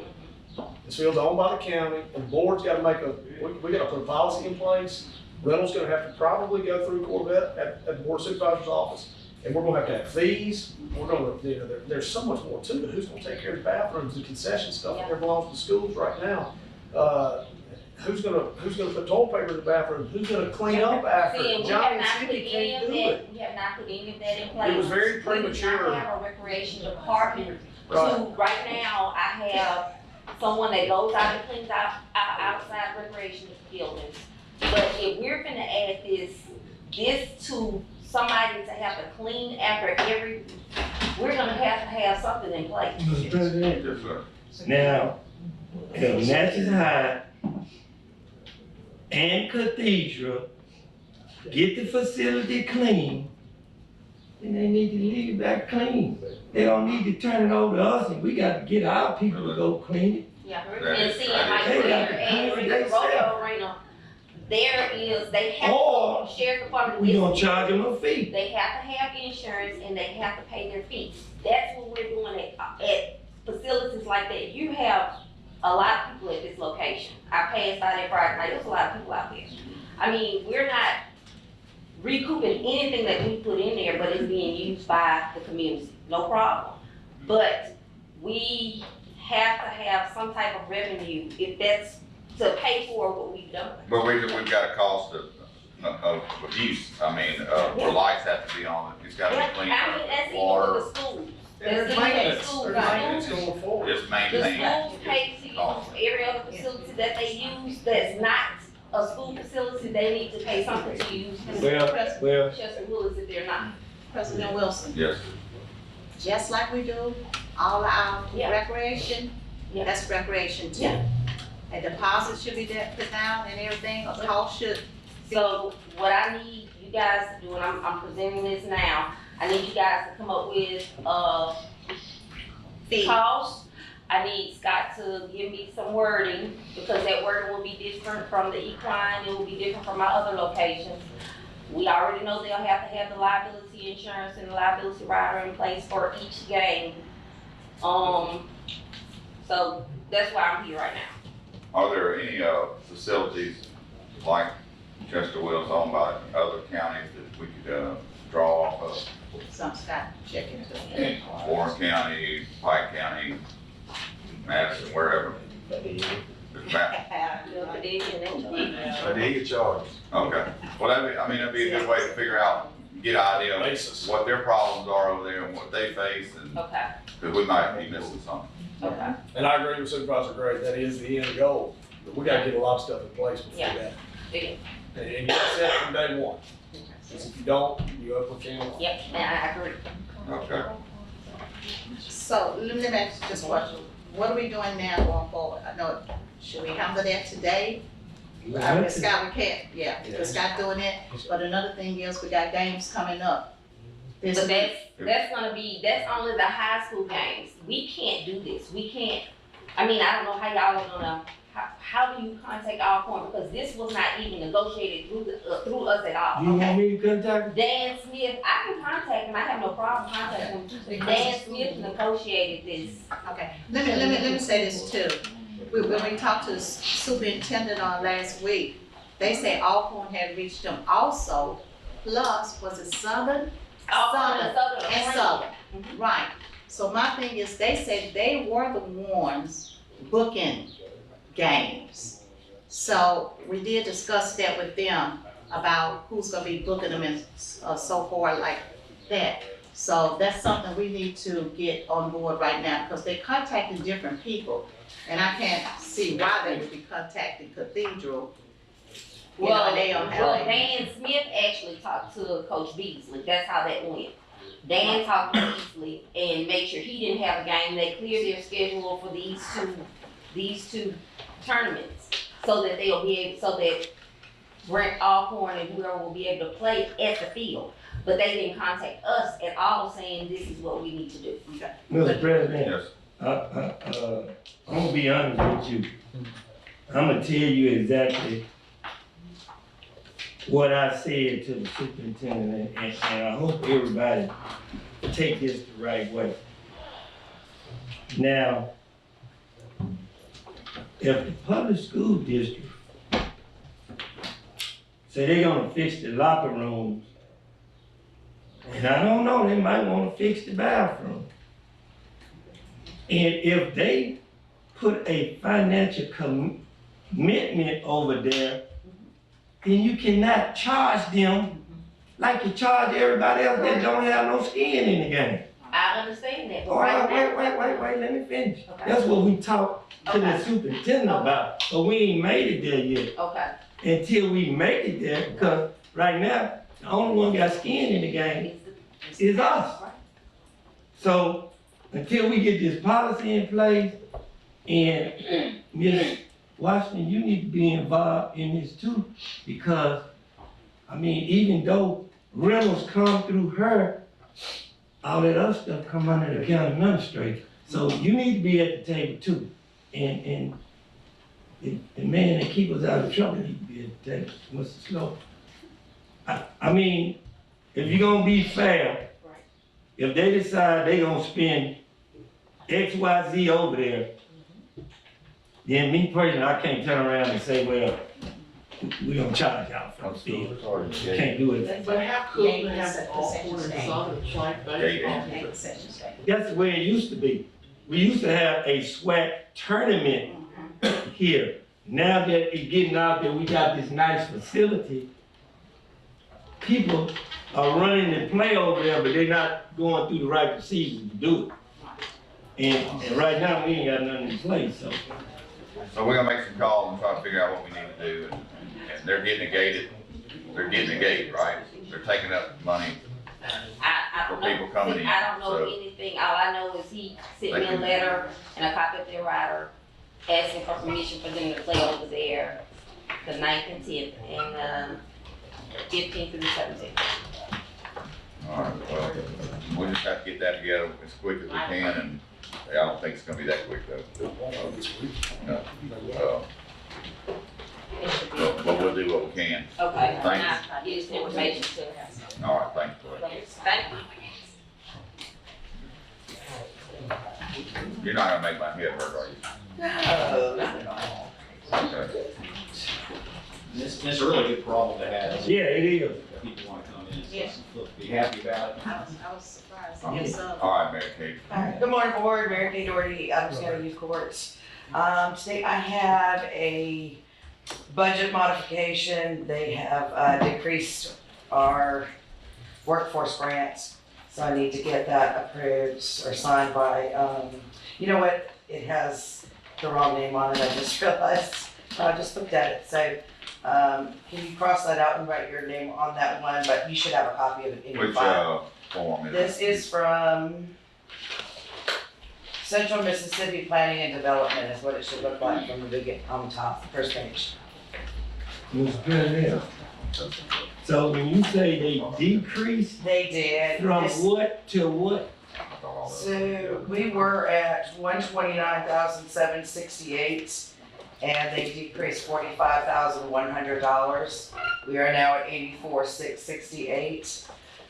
This program was kind of like a pilot. We were trying to figure it out and see if it was gonna work. And we're actually not being able to do it the way we had originally tried to do the grant. So it's not being successful, truthfully, and not on our doing or their doing. It's just something that we tried and it's just not working. So I have a feeling this is just one cut from one to come. So let me ask you another question. Yes. So 45,000 in this, This is gonna actually only keep us through paying right now for salaries and fringe till May Okay. and nothing else. But it's gonna be probably not even last that long. and what happens after Very that? wrong. Then they'll cancel the grant itself. So what about the salary? All that goes. Right, all that goes, if that happens. And grant employees understand that. I do lots of grants. Grant employees understand when the grants and other employment's gone. Yeah, I'm glad you broke it down because sometimes, I'm gonna find another I one to understand what replace you're it. saying, Supervisor, but since I've been here, we done had some grant employees and the county took it up on their own to pick it up, which we don't have the funds to You do don't have the that. funds to do So that. I'm making sure That's on my plate. So- not like that. Okay, Supervisor Ray, let me tell you what this is. I serve on that board, the local workforce board. What this is a grant that to try to get students from the age of 17 to 24 to get their GED. And, For be able to dropouts, put- anybody that is a and be able to dropout. put them, yeah, dropouts, to be able to put them to work and get them, acclimated to go We to need work. more. So I'm thinking they're not finding, we met a couple, maybe a month ago, in regards to Mary Kay him about this, and they just not giving the students to come in and, We have take one, this we test. have one active. One. Yes. Wait. I don't mean to cut you off. Well, who doing the looking? Oh, she is looking hard. It's just it's a difficult, thing to get. They have so many they have to qualify in so many levels. Well, maybe they don't qualify because I remember when we had you, Bill, they was coming out the woodwork to utilize this program. Now, what I'm hearing is saying we don't have, the people that done dropped out that don't have a diploma, don't want to get a GED, then I don't think we looking in the right place. I'm just being honest with you, because you need to come. Other counties that do this program that have been successful, they do not have a GED program, so they put their own GED program in. We have one. We have Co-Lin already here. We can't take anybody that's already enrolled in Co-Lin for their GED program. They have to be coming straight from us from the school and to get those names from the school board of who has dropped out so that we can get them. Then they have to go through this whole process of being able to get into the program. So many questions and different levels they have to qualify under to get into the program. And so that's where we've been having a lot of. So Ms. Mary Kay, Yes. yeah, I'm gonna just call it like I see it. So what I'm trying to say, what you just said, they scan them before they even get in the program, asking them all them questions. Yes, sir. Because they scan. They out there, they need the GED. But if you put all these stumbling blocks in place before you even get them at the table, how you think you're gonna get them at the table? That's CMPDD. That's who has the grant. So they have their certain reasons as to how they want this grant. Well, do they even wanna get the money and utilize the grant? Because if they put all these stipulations in place, We agree. That's our struggle. It's been our struggle. We need a motion for this, so moved. contract document. Second. Moved by Mr. Gray, second by Ms. Hutchins. Thank you. Any more discussion? And, could me and you work a little bit together, because just where I live, I can get you more than one person. All right. And I We can think try, but I'm kind of thinking we're at the point of, I don't know if they're gonna change it or not, so. All in I favor? mean, with the money you got left. All in favor? Yes, sir. Alright. Motion approved. Thank you. Mr. President? Yes, sir. This sounds like when we go to those conferences, and they tell us all the millions of dollars that they have in place, but don't know how to utilize it. So if they got all these strings attached to them, I see why they don't utilize it. Thank you. All right, next I have, in your folder, I have 6 employees registered to go to the Yellow Brick Road Teen Youth Violence Prevention Conference, May 20th through the 22nd, March, this month, 20th through the 22nd. They did me a deal of register 4 and I got 2 for free. So I'm only having to pay for 4 for registration. But I've got in there 4 grants to reimburse this for 6 people to go. 1 Jackie Posey from the Sheriff's Department. Okay. And the other 5 are from the Youth Court Building. You said these are grant reimbursements? It's grant reimbursed travel, yes. You got, Let me see here, let me look. I got Jacqueline Posey from the Sheriff's Department. right, I have Christy Castle, the CASA director, who I was brought to introduce as well today. This is Okay. Miss Christy Castle, she's the new CASA director. She's gonna be traveling to this conference. Then I have myself, I have Hollis Hunt, that's grants. I have Sharon Hall going under a grant. I have TFL's going under a grant. And Casa, I have hers, but she is actually on the registration, I put her under a free one. So she's just gonna be asking for a hotel to be paid and her meals when she returns. Under her, funding 001229, that is already budgeted in there for her to have some travel. Okay, and where's this And located? This is gonna be in, the IP in Biloxi, Mississippi. Mr. President, Yes. did you say you was gonna do it and ask for reimbursement after? So, no, what I'm asking for is registration up front, hotel directly to the employee because we're going on the week of the 20th. We won't be able to get it paid 2 weeks in advance because it's coming up. I just found out about the conference, so I'm late, but if it's approved on the next docket on the 18th, we can get it out and get the employee their money so we You can got go. one person, right? 6 people going. I thought I heard you say, 6 and 2 are. no. No. 6 was approved by a grant, right? One This sneaker. is, I'm using grant funding for everyone to go, other than one, which is the I'm Casa talking about director. the one. The one, Casa director, right here, yes. Okay, now what you need for her? I would like permission for her to travel to That's this what I'm conference. But there's no registration fee, because like I said at the beginning, I had 4 to pay and 2 free, so no registration, the Just only asking thing, for hotel and meals. hotel and meals, So moved. because she's gonna ride with someone else, so, All no right, mileage. moved by Mrs. Hutchins, seconded by Mr. Gray. Mr. President, the only, So More Jackie said if she The only- used the SO car, she didn't need mileage, but I paid for her hotel. the only confusion I had was I thought you said you was gonna ask after she got back. I want. Sure, well, no, that's not what I was doing. Okay, need a vote, all in favor? Aye. Hold on, I'm sorry. Yes, ma'am. Y'all didn't make a motion for the 6 yet. Yes. we did. Yeah. Motion to approve, by Ms. Hutchins, second by Mr. Gray. Okay. There was a lot of cross. Here, yeah. Yeah. That's all I had. I did want to introduce Christy Castle to y'all. She is our new CASA director. You're welcome. And in the process of, if I'm not mistaken, that covers the new director, hotel And meals. and meals. Right? Yes, sir. Got that? Her registration, and she doesn't need mileage because she's riding with someone. I've got most people riding with someone, so we cut the mileage down on all of them, so. Okay, we called for a vote and it was unanimous. Motion approved. Hey, thank you. I'm done. Thank you. Thank you. Nice to meet you. Nice Welcome aboard. Thank you. Mary Kay. Good morning, Sam Minor, VA for the county. Got a couple things for you guys this morning. The first is requesting travel for a training conference in Deauville. You have the money in the budget.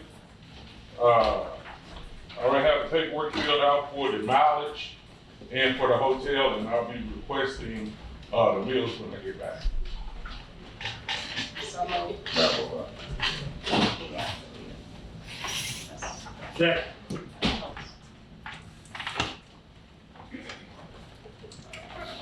See? hold on, waiting on, I'll find it here in a minute. Who's all going to that? It's just me. Just you. It's gonna be from the 9th to the 11th of April, but I'll start my travel on the 8th because registration is at 8 o'clock in the morning for first conference, and wanna make sure that I get down there and be ready for the first day. Yes. Yeah, I'm still trying to find your paperwork. No. Do you have paperwork or does he? Yes, I have paperwork. You got paper. I never was gonna find it. No matter how hard I look.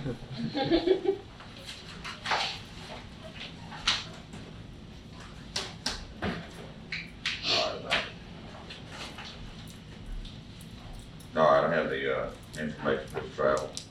And, who, did the motion? Me. Ms. Hutchins? Yes. And Mr. Gray was second. Any discussion? All in favor? Aye. Motion carried. The second thing is, the state is going to a new software for claims and benefits for the veterans. It's called Veteran Tech and Vet Pro.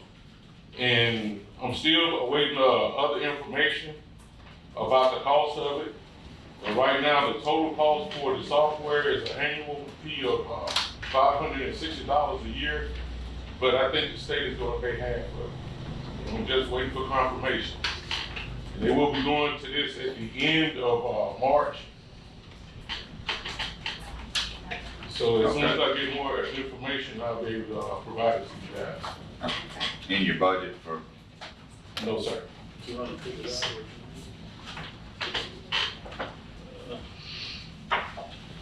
So does he need to fill out a form for that, Mr. Slover?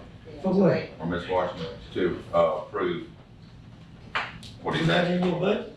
No, it's not. You don't have nothing in his budget? That's what I'm saying, is it any way we could take it from somewhere else? That's so, yeah, just, Okay. it may come from somewhere else. Made a motion. Anybody made a motion? We don't have to if it's in his budget, right? He's taking it from Still, somewhere else. we can take it from somewhere else. So you Well, we move have to to do it, no, we have to do it from this, No. if he had to amend it. I don't have full details yet. I'm still waiting information. This is something that was, that's being pushed down, through the state, but it's, a good thing for all the veterans because it will be tied into the national VA. So they'll be able to track, their claims and everything from their phone. And that's the route that the state is going to go for, filing claims. Okay, well, she's gonna find it in your budget, so you're good. Okay, we have a couple events that's gonna be coming up. One of them is the PACAT outreach program for the veterans. It will be on the 13th of this month. It just came down the pipe last week. It's gonna be at the VA clinic, our local VA clinic. And the only thing that we have to do is just, we're gonna provide a 10 form and anything else that they need, which won't be necessary. Where it's gonna be located, At the local VA clinic out there in Morgantown. Okay. I tried to get them to do it at the safe room, but they wanted it at the VA clinic. When is? The 13th. 13th, is there a time? They said from 8 to 2. And also on the 16th, the 15th of June, we'll be doing a stand down here at Adams County. And that's where state agencies and local agencies will get together and share their services with the veterans over at the safe room. And that will be from 12 to 4. And that's what day? That is the 15th of June. And this is a kind of a big deal for the county because we haven't had one since 2022. So.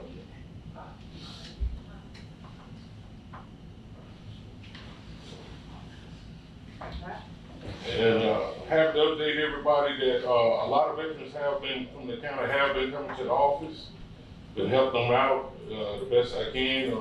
If I don't have the answer, I get information from my regional guys. And everybody seemed pleased and excited about the direction that the office is going in. Great. Thank you. Any questions? Thank you, sir. All right, thank you.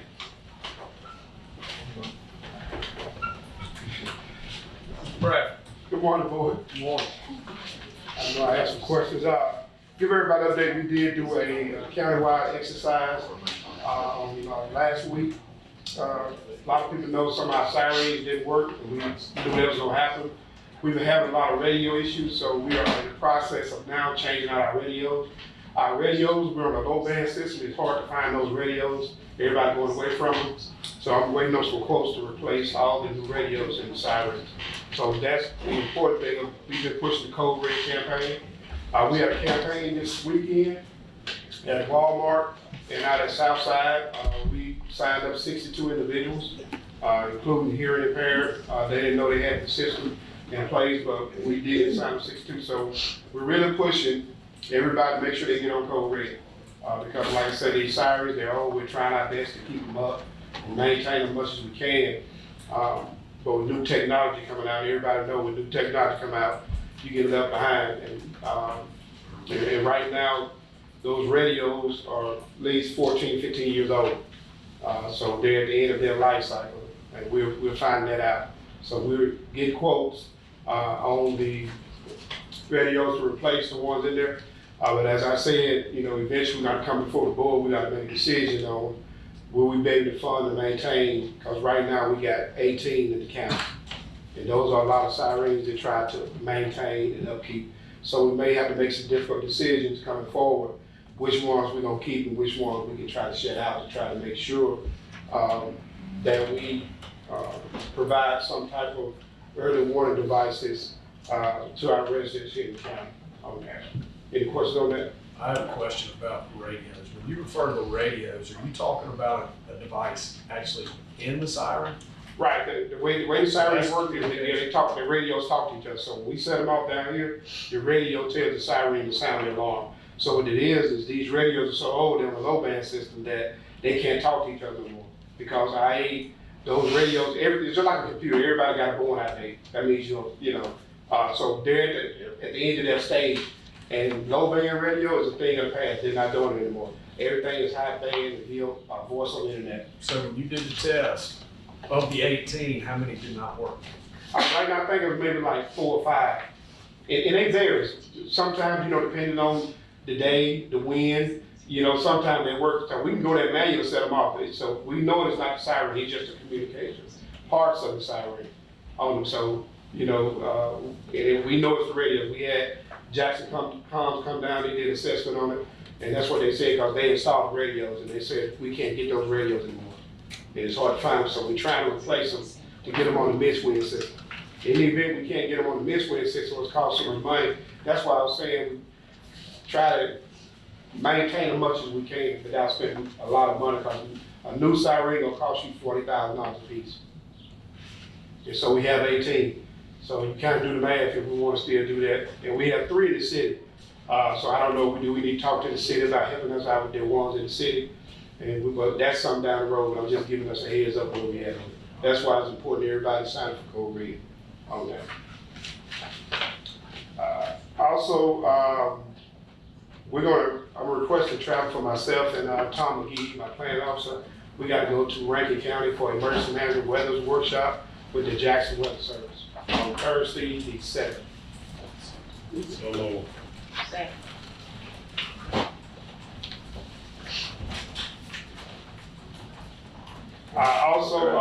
Before we any further, find out.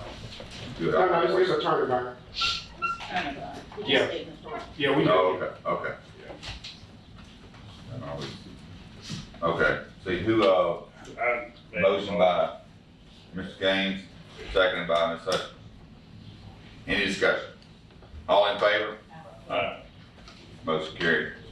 Also, I attended a workshop at Tougaloo on last week before last, and it was a great workshop on disaster and equity in this great state. I don't know what I set myself up for, but they want me to attend a workshop in Chapel Hill, North Carolina, to sit on the board. They're gonna pay all expenses. And those dates are the 25th and 26th. I just need approval from the board. So moved. Second. Moved by Mr. Gray, seconded by Ms. Hutchins. Any discussion? All in favor? Aye. Ayes have it. Motion carries. Just let the board know I'll be out on leave next week. I'll send my stuff up. Mr. Darrell Smith, he'll be the EMA director while I'm out. If you need anything from Gatlinburg, Tennessee, let me know. I'm taking orders. But that's all I have for the board critical questions. Thank you. Mr. President. Yes. So, let me ask a question. In the process of building a new jail, you gonna be in the plan out there with them? Yeah, I talked with the sheriff on that, we've been talking about that. When the original talk, when we started talking with Mayfield was here, we did plan that the emergency operations center would be. Okay, my next question. What about E911? That's E911 question. So that's up to the board, how y'all wanna do that, that's, yeah. And I think the sheriff don't mind. Was that in the plan? Yeah, everything was in the plan, original plan, and that's when he wanted one big complex where everybody can be at. That was the original plan for the law complex, but you know, plans change when it comes to cost.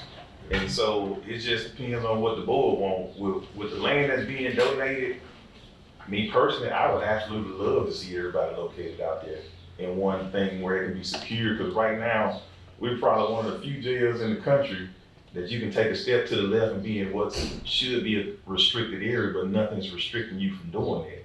So if you did that, if the county went on and made the investment to put Justice Court, E911, I thought that was the plan. I thought that was a plan. it was, but again, though, you know, we need to really talk about it more. And that's why I'm so appreciative of you all listening, you know, in this exploratory community that has been put together, because a lot of good stuff is happening and things are moving. And anytime you got a private donor willing to donate, I think she might have said 30 acres, but it's actually 45. That's a pretty huge investment, saying, hey, I care about this community, I care about community safety, and we need to make sure we do our part to invest in it. And so I have no problem with it, but I'm just trying to appease you all in the pockets of the county while we move forward. To me, I'd love to see it, but I'm just one individual, one. Well, no matter what we do with 911 right now, we're 4 or 5 years out from what you're talking about anyway, probably. I don't know about 4 or 5. Well, yeah. Well, and this is what I would tell you though. With the situation with the jail, I would say this. If you start building it, there are grants out there where you can improve it on existing structures. So that's a huge part in going ahead and getting started. But as we waited down the years now, it went from 8 million to 18 to on up to 25 to 30. And it's gonna continue to climb if something isn't done. Prices ain't going down, they going up. So, and we don't want the jail to get bigger. So don't let it get bigger. We don't need it to get no bigger. Well, luckily you took the helipad off of it. I never had a helipad for the record. Let's be clear, that happened on another series. I knew that was Look, matter of fact, we don't have a helicopter anymore. We have drones. And a good thing about that is shared resources. You know, we have big generators and everything. And I did talk to the sheriff about that. I'm gonna try to go through a Homeland Security EOC grant. We had one county that was awarded an EOC grant. So we're gonna try different facets. And like I said, the key part is finding the land where to put it. So like I said, right now, we didn't have the land or nothing big enough to put an EOC.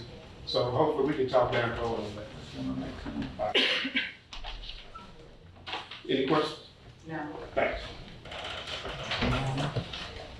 All right, who's next?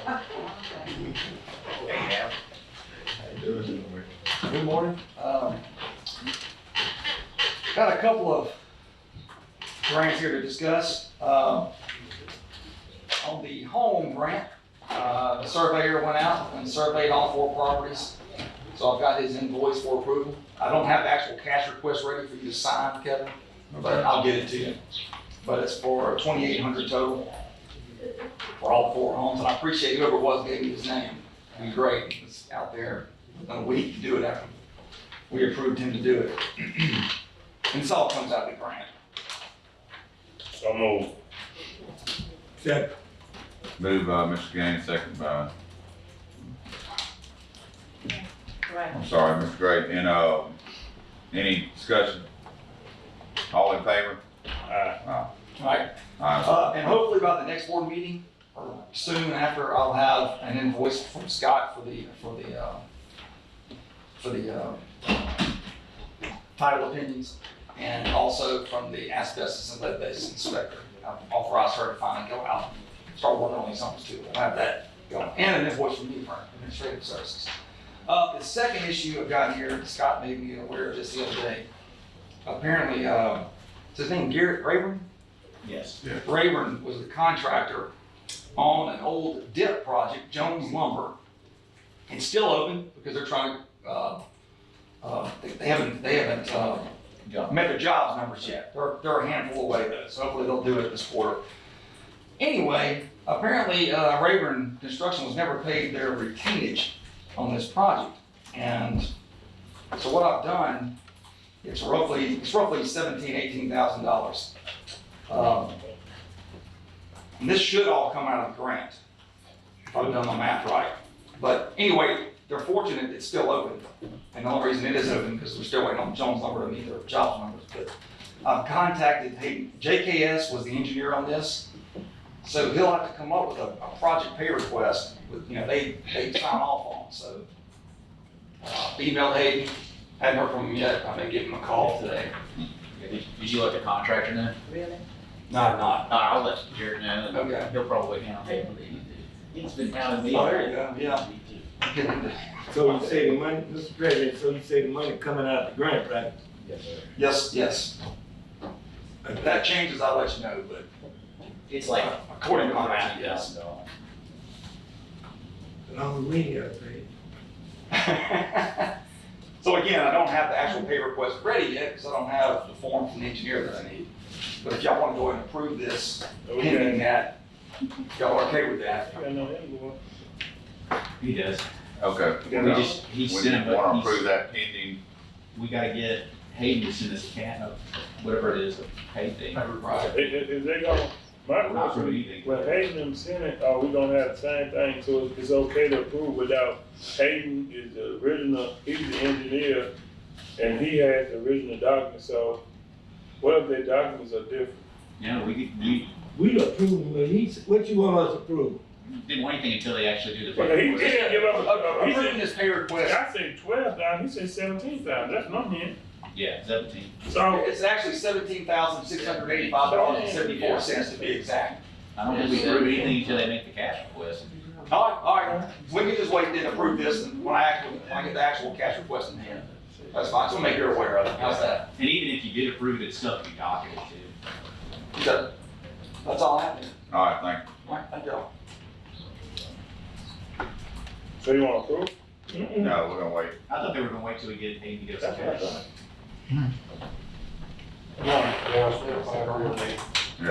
Tell a few things, March 11th, 12th, and 14th, we have a state regional fire class at the safe room for volunteers and for firefighters. It's gonna be on hazmat awareness, and that's from 6 to 10. That's our class that we have twice a year. This is the first in the spring, the state regional fire class.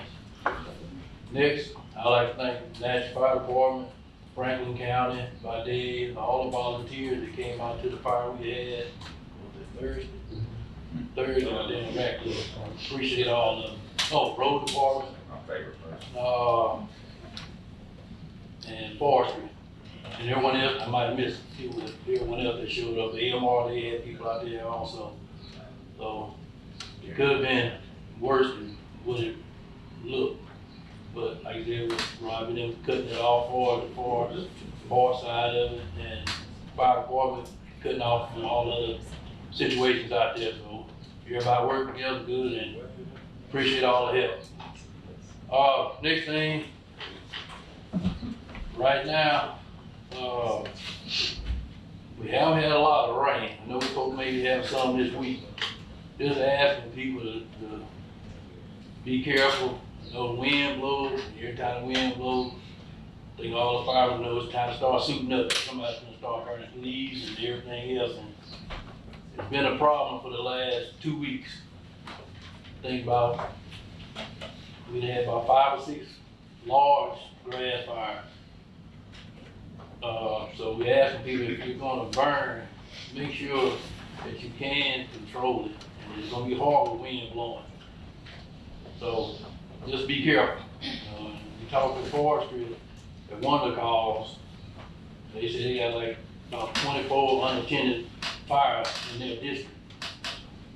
So we just ask people to be careful. Like I said, it can get out of hand real quick. It happened in Radcliffe, and I think it happened out 61 south of Hudson Landing Road. And people burning and it almost caught their house on fire. So just be careful. I think that's about all I have. Okay, I hope we're gonna have a kind of a rain event the next 3 or 4 days. Hopefully that'll satisfy some of Hope so. the drought. Yeah. Okay, thank you. All right. Mr. President, Scott, did you ever get with, Mr. Smith about where we expecting to move with fire in the county? Yes, sir. I had talked to actually Brad and Daryl this morning, asked them if they could go and revisit their plans and send it back over to us. Thank you. Thank you. You think y'all could do it next meeting? Thanks. Thanks, man. Another land for a fire station. Good morning, board. Tim, how you doing? Pretty good, sir. 1,094 requests in February, 321 of those through 911, resulting in 208 transports. 9 minutes 30 seconds in the county, 80-something in the city, 87% compliant, and 1520 in the county at 90% compliant. We did see the response times go up, and it was because of an increase of around 85 calls from the prior month through 911. So that did impact us a little bit. We're staying about normal with the refusal rates. Roughly 48 of those were responses where they refused to allow us to transport, refused to allow us to treat. We're trying to do some community education on those. If you're gonna call 911 and get an ambulance out there, well, let us transport you, let us treat you. If you don't, you're not intending on going, don't call us just to ride out, because we're really not supposed to be doing an assessment on somebody and saying, we clear you to stay home. That puts us at liability. So if you're calling for 911 and you're calling for an ambulance, let us do what we do, which is do an initial assessment, do some treatment, and get you to the hospital. We saw the site call volume go down from January to February. We only had 4 last month. We did see an increase in flights, and those were stroke related.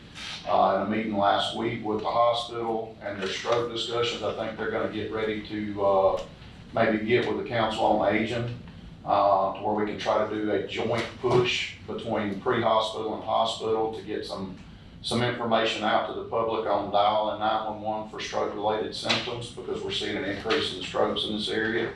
So we're working together to try to get that taken care of and get those up. We continue to hire employees and push them through the education series to advance their certifications. We hired 3 more last week, or they were in orientation last week. That includes 1 new medic that's hired, which is kind of a win. They ain't making many more of us. You know, we went from 17,000 prior to COVID testing for national registry to less than 7,000 last year. So there's just, with the challenges in healthcare, it's hard to get medics. Currently, right now, we're offering a $15,000 pay bonus, $15,000 for medics in this area. So we're doing due diligence. We're working hard to make sure we keep those medics and bring new ones into the area. Do y'all have any questions for me? The thing I had, are y'all having any trouble with the hospitals for keeping you? I've been working with them for several months now. Yes, okay. So we're seeing those issues go down. I just had a couple of people say that, look, it took an hour and 20 minutes to get an ambulance. I said, well, the hospital was holding them. In the 911 meeting, we just got through reviewing and discussing some of the delays in getting to calls.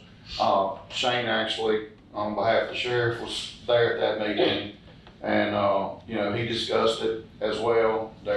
It seems as though when we spike, the hospital spikes, and it's not preventable. It just is happening at the same time. They get an influx in foot traffic, and we're getting an influx in 911 calls where we're going. So we are working together to try to work through that, and they have made significant progress in getting us off that wall. So props to them for doing that. They're staying on top of it. Okay. All right, appreciate it. Yes, sir. Anybody else? Thank Oh, you. and if you'll get me information on that, I'll do some background on this. You can reach back out to that individual. Okay, Let me know date, and I'll go from there. okay, thank you. Yes, sir. I apologize, my coworker wanted to speak too. Can't say good morning, good afternoon. What's good morning? Lynette Smith, Southwest Planning. I just wanted to briefly bring about, Mississippi Department of Wildlife, Fisheries and Parks has opened their grant funding for the Land and Water Conservation Fund. As sitting in the meeting, I hear that restrooms are needed at the ball field. This is a great project we can apply for. It is a 50-50 match. So moved. The minimum award is $25,000 and the max is $200,000. So I know the estimate was. Yes, so moved. Okay, I said that. No, ma'am, we needed more. He got a super right there. He's Let You me ask can you a take- question while you're in there. Does that include locker rooms too? No, ma'am. Just the bathroom? But I will double check and Okay. see if locker rooms are eligible. But as far as I'm aware of, I do not believe so. So what do we have to do? Sir? Give you Just permission? permission? Yeah, so I wanted to approach the board with the option of applying and give Southwest Planning Commission to apply. I can come back later with the resolution to get it signed. Would that, The due date, the applications are due May the 9th. would that application require any type of plans, or does that help? Yes, I will need, scope of work, drawings and things like that. Preliminary plans, not Yeah. final plans, but. Correct. Okay, Estimates. I think Mr. Gray has made a motion. This lady has worked on this for a while, to speak about this, and Mr. Gray interrupted her, but that's okay. He was just excited. Okay, so, any more discussion? All in favor? Aye. Thank you. Ayes have it, motion carried. One more thing, the project that I've been working on for, Delta Regional Authority on the Morgantown Road project, trying to find some more match funding for that.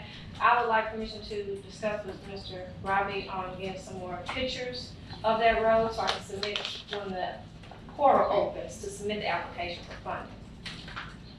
Okay. Need a motion? So moved by Mr. Gaines, second by Mr. Gray. Any discussion? All in favor? Thank you. Ayes have it, carried motion. Miss Smith, before you go, Mr. President, let me ask you a question. If we wanted to get on board with AmeriCorps, do we go through Southwest Planning? No, What? no, sir. We don't? No, sir. Not that I'm aware of. Alan, are you aware? No, that's strictly, that would be between the Board of Supervisors, directly with AmeriCorps. Okay. So Scott, are you on board with trying to get us with AmeriCorps? Yeah, definitely on board with You sound worse than I do.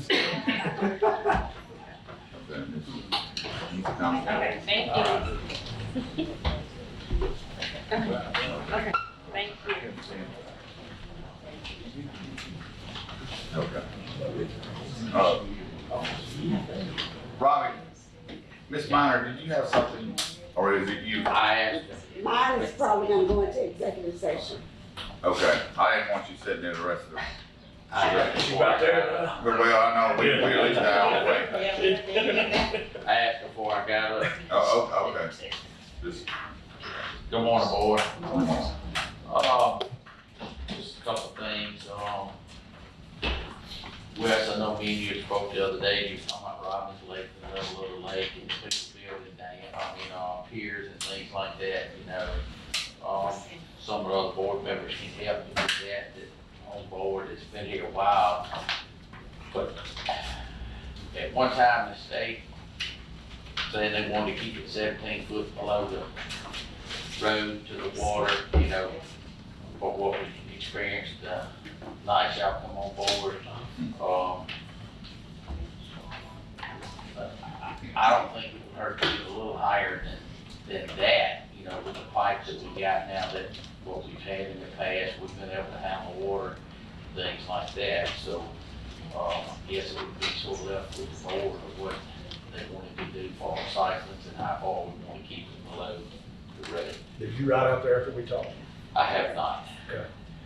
He just, the guy that called me said it was substantially lower right now than it was during the drought. So, I think, the siphon flew out. And we put 2 new ones back, instead of put 3, we put 2, we just put, they were supposed to go in and replace the pipes, put the siphons. He said with it as low as it is now, it was done with water Thursday. Yeah. So, we just need to figure that out. It needs to be kept low anyway until we get that pipe replaced. Get it replaced. Because when the contractor says he's ready to go, we need to be ready to go. So, and that's the message I relayed to the property owner.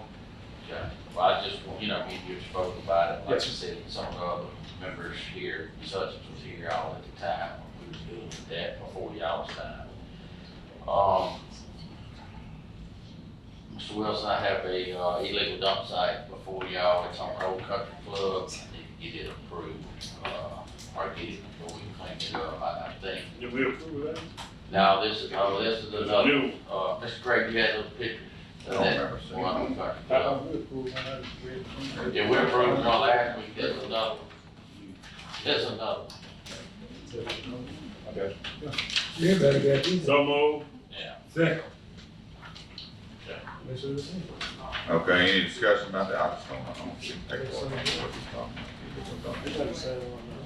You don't have to stop, just have to make a motion to do it. Okay.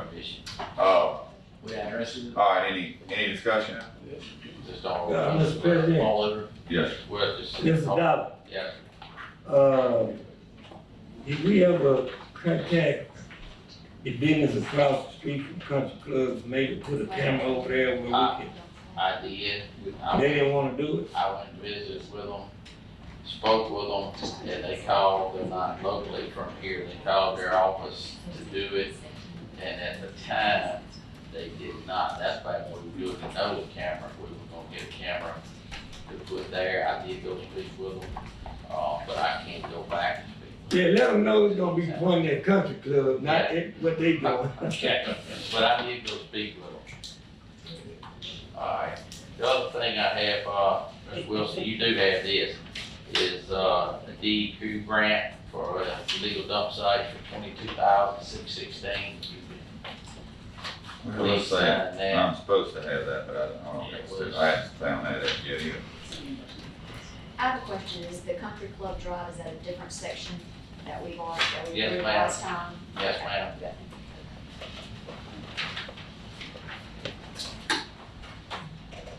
Yeah, I put it, I don't see it right I put it here. right there about where you'll dump the triple water. Oh. Right well, there. that's- But I'm saying, where you got here this morning, DEQ grant. there ain't no fault from you as well.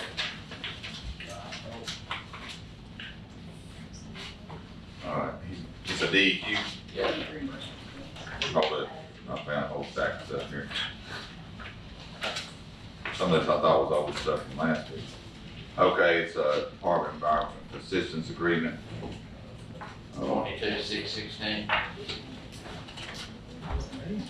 22,616. All right. Need a motion to. So moved. DEQ. Moved by Mr. Gaines, second by Mr. Gray. Any discussion? All in favor? Aye. No. Any nays? Motion approved. All right, Ms. Washington, I have a budget amendment. You should have it for $1,150. Moving money from the, 150, 300, 632 to 150, 300, 631. That's from, asphalt and gravel.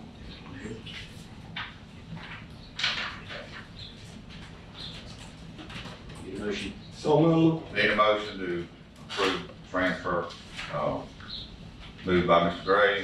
Second by Mr. Gaines. Any discussion? All in favor? Aye. Ayes have it, motion carried. Next thing I have is some EWPs, the Magnolia Bluff, Prince Edition, Liberty Road. Camo was supposed to go in and do their punch list on some of these items that we had. I know Prince Edition, they did go in Wednesday, Thursday, when I took pictures, they did pour a concrete ditch behind the lady's house where it was washing out, so they did do that. But on Magnolia Bluffs and the others, they get those took care of before. Not yet. Okay. I know Prince Edition took care of those, Mr. Gray. Thank you. Only other thing I have on EWPs is Lansdowne, Mr. Ford, the letter to the landowner for Lansdowne, let them know that the water was running off their property. If you could get that to me, we're gonna get it to me. You want me to do that?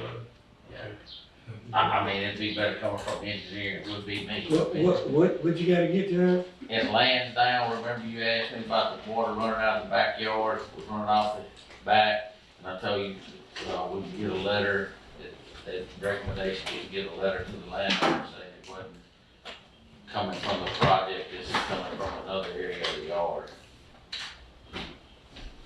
Coming from another area? That's the reason I brought it up in the meeting, and I knew you'd have questions, so Mr. Ford can. We went out to the site, Lansdowne Park Road, adjacent to the property that we just fixed. There seemed to be a runoff from the property owner that's now eroding along what we fixed. And so what the recommendation was to put something in place, the homeowner would have to do it because it's outside of the project limit, is for the homeowner to put something in place that would divert the water to the project that we constructed that allowed the water to run where it's supposed to run. I couldn't fault the contractor for something that their work wasn't effective. It just run out from the property that's eroding around what we already have put in place. So it's just simple like putting a berm in or something like that, just package of dirt that would divert the water back to the project that we constructed. So we gonna go out and do that? We can't, it's on Who gonna do private it? property, the landowner.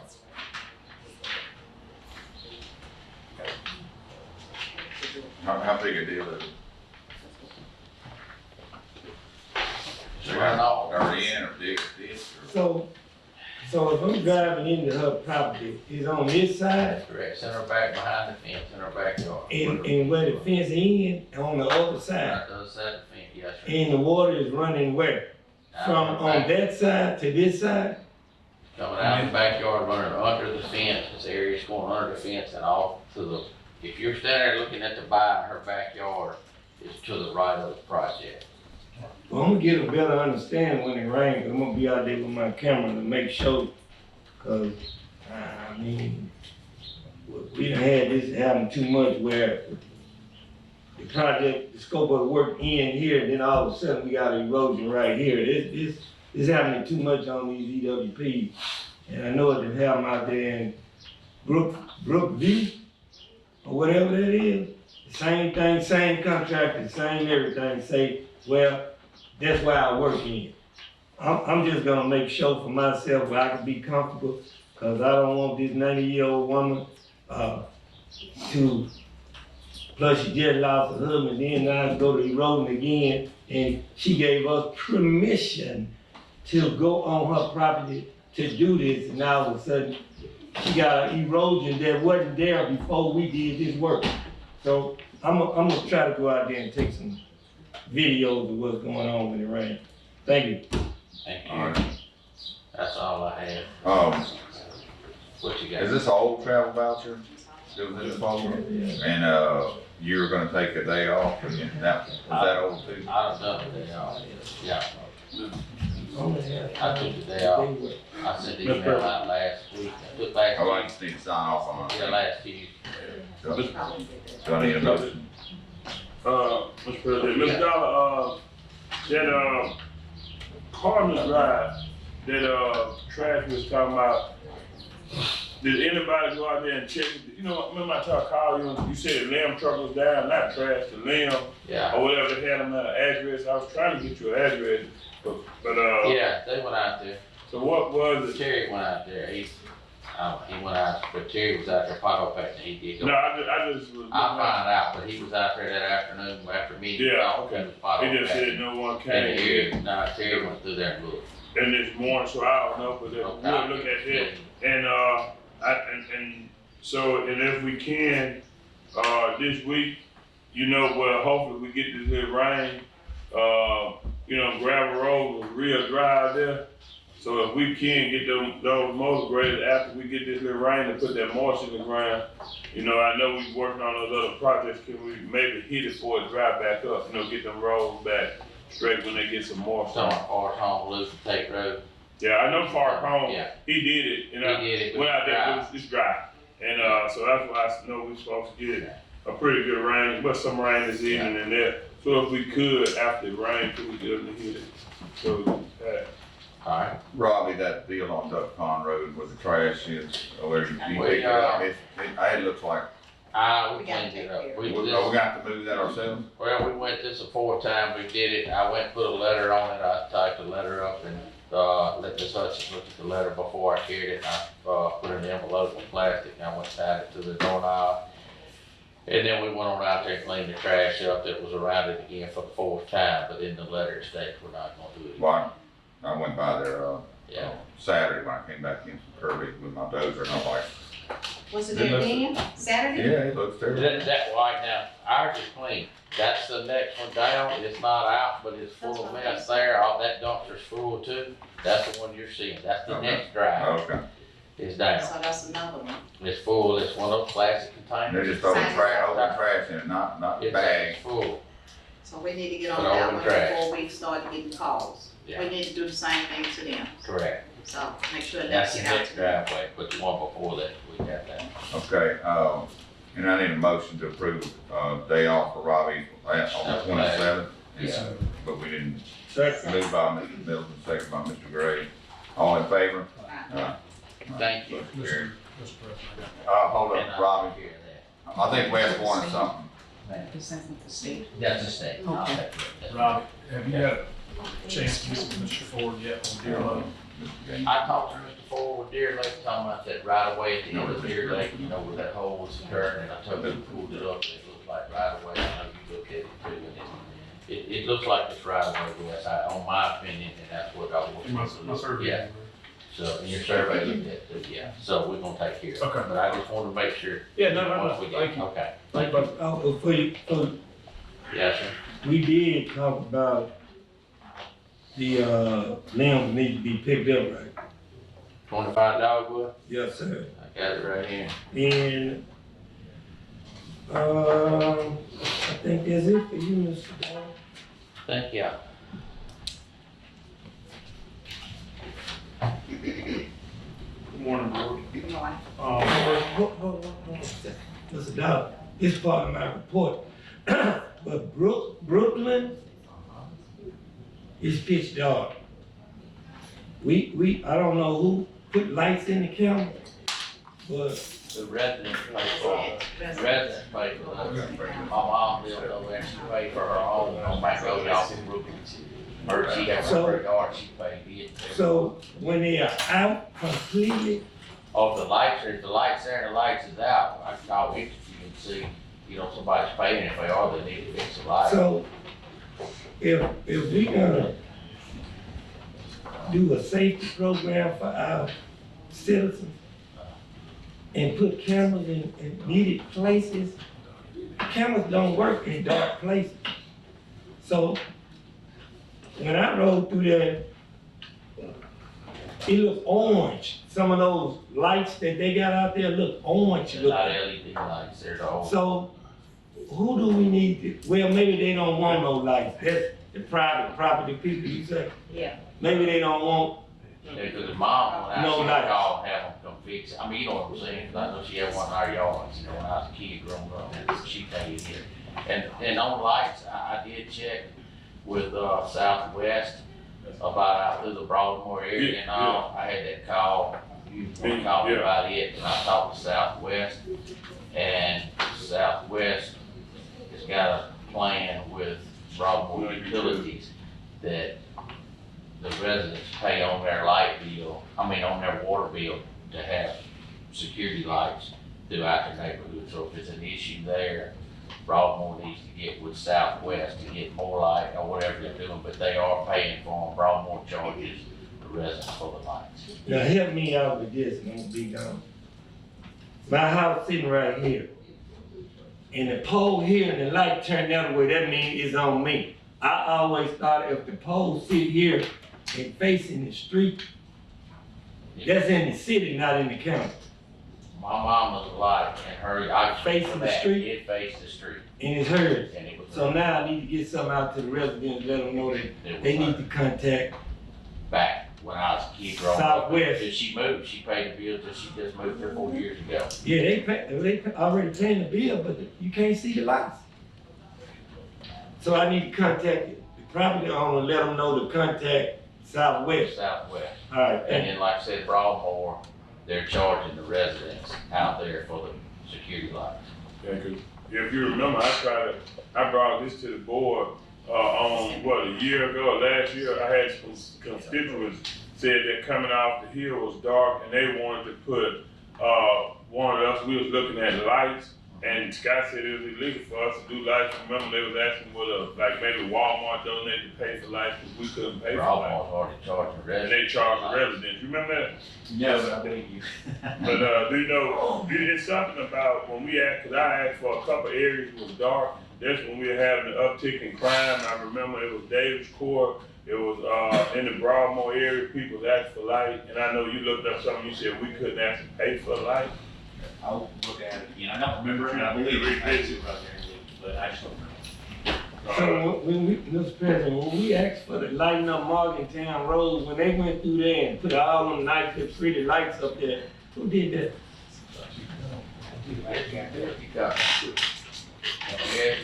Come do it, they did it, that's done it. I mean, we was having all these accidents, and then they put up these bright lights. At least you can see when somebody walking on the road. I'm just wondering why they didn't even do it through the neighborhood. They charge residents. They paying for it anyway, though. The residents. Yeah. Yeah. But they paying for a service. That they're not getting. I'm thinking, Mr. President.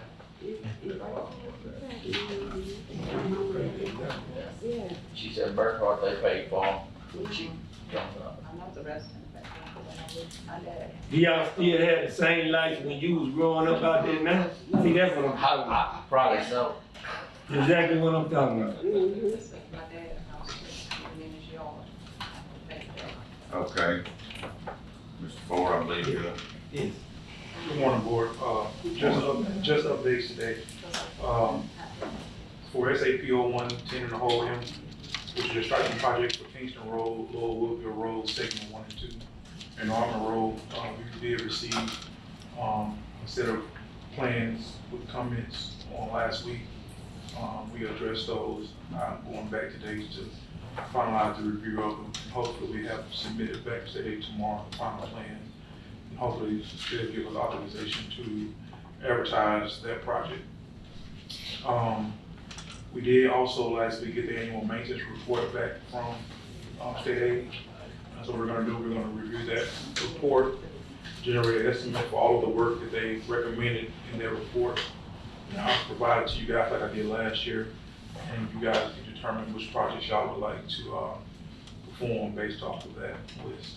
And why you touch on state aid, tell them what our state aid man said they need to spend some of those funds. I mean, they recommended that we use They some. did, we made that right, he recommended some of those funds be spent on striping, flat top, chip seal, you know, what. Just start utilizing some. Okay, how much you got to spend? Right now it's 4.1. 4.1 million? That's in state aid funds. So we can blacktop state aid roads? Liberty Road is one of them. And that's what he said, he's gonna go over and look at all of it. So in the annual maintenance report, they have recommendations for what they want done in these roads. Say that again? In the annual maintenance report, there are recommendations for work to be done on each one of the roads. And our estimate would be based off of what they're recommending for each road. I tell you what, Liberty Road could be one of them you can look at. Yeah. Say this, Mr. President. There's other board meeting, I ain't kicking the can, but I am gonna kick it. Yes, I am. I'm gonna kick it, because they said we did not have plans for anything to do with money. One of the things that I brought up, I don't know what area it is, I had not seen the maintenance report. we get a state aid maintenance report that they ask us to follow, to do some recommendations on year by year, cause things had not been there. Now, we can go back and do what we've been doing, or now you can look at the engineer and the road manager that brought this in, and you can take some recommendations, and I yield the floor. That's what their recommendation was. Could you Look repeat over what and you put said something again? together. So the annual maintenance report, what it does is outline for each state aid road, recommended repairs or updates or maintenance work for each road. And so what we do is we take that report and generate an estimate for each road segment based on what was recommended for that project, whether it's to overlay that project, whether it's to stripe it, if it's just do a chip seal or thin overlay or something like that. We generate an estimate for that road based off of the annual maintenance report. But whatever the county decide to do is whatever the county decide to do. I'm finna get to that now. So, just say we got 15 roads. Who decide the 15 roads? The Board of Supervisors. Okay, thank you. It's just our. So you gonna give us the recommendation, then as a board, we gonna go through and look at them and decide what roads we gonna do? I'm not making a recommendation. No. I'm doing. You gonna give us what they give you? I'm giving you an estimate for the work that's been recommended by state aid. Okay, that's what I meant. Thank you. Okay, we're gonna make sure we don't strike roads that we're thinking about overlaying parts of, or at least leave that section out. Like I said, we're just still waiting on the, I guess, permission to use the right of way for Burke Road. So once we get that information in writing, I can submit that state aid as a right of way certification. And, let's take care of that. We're gonna notify them again if we would like to see that, sometime before Christmas of 2030 Yeah. or something. We've only asked them 100 times. All right, York Road, like I said, I finally got in contact with MDOT's representative for our area, and they informed me that the project just needs to be activated. I have a list of items that need to be included in the activation report, activation package. As your county engineer, I'm going to work with county administrator or whoever is going to provide the information to MDOT to compile this information. One of the things that has to be requested is authorization to request activation. I can't make that request. So you need a motion for activation. So moved. Second. Moved by Mr. Middleton, second by Mr. Gray. Any discussion? One question. Who is the person? You finally got in contact with? I got in contact with Mr. Chris Dixon, and I got to ask for him, and he's. Are you talking, hold on, are you talking about York or Burke? No, I'm just talking about the person that with him that. I got in contact with Mr. Not Chris Dixon, Randy Dixon. Randy Dixon is MDOT's LPA. But the whole Randy Burke roads is federal road. That's what I'm trying to make sure you want to do there. Okay, any more discussion? All in favor? Aye. Any nays? We need somebody that's going Yeah. to be over, Yeah, so in one of those things, again, as a county engineer, I'm providing this information. I'm doing that because I'm not the official engineer for the project yet until it's activated. So as a county engineer, I'm letting you know that somebody has, the county has to, allocate somebody to be the project director, who has to be a full-time employee of the county. So the road who's also manager. LPA certified. So we need a motion to nominate Robbie Dollar, if that's all right with y'all, to carry that out. Second. Moved by Mr. Middleton, second by Mr. Gray. Any discussion? I have discussion. Did we do all this with Burke Road? No, yes, kind of, yes. It was hybrid between state aid and MDOT. This is fully MDOT LPA process. Cause they had to come in on that Friday and take that LPA course. Yeah. So this is similar to what we did then. This is just gonna be strictly LPA. So everything that we do from this point is gonna be step by step based off the LP. The flat branch, that's why I'm confused. I thought it'd be the exact same process. Well, we're not using state aid funds, we're using strictly those funds. When state aid came in and provided the match, so wherever said the state aid would be the government, LP will be governing this. Okay. Thank you. All in favor? Aye. Motion carried. Approved. And so, of course, as the board president, you'll be serving as the chief LPA official. So all that. Congratulations.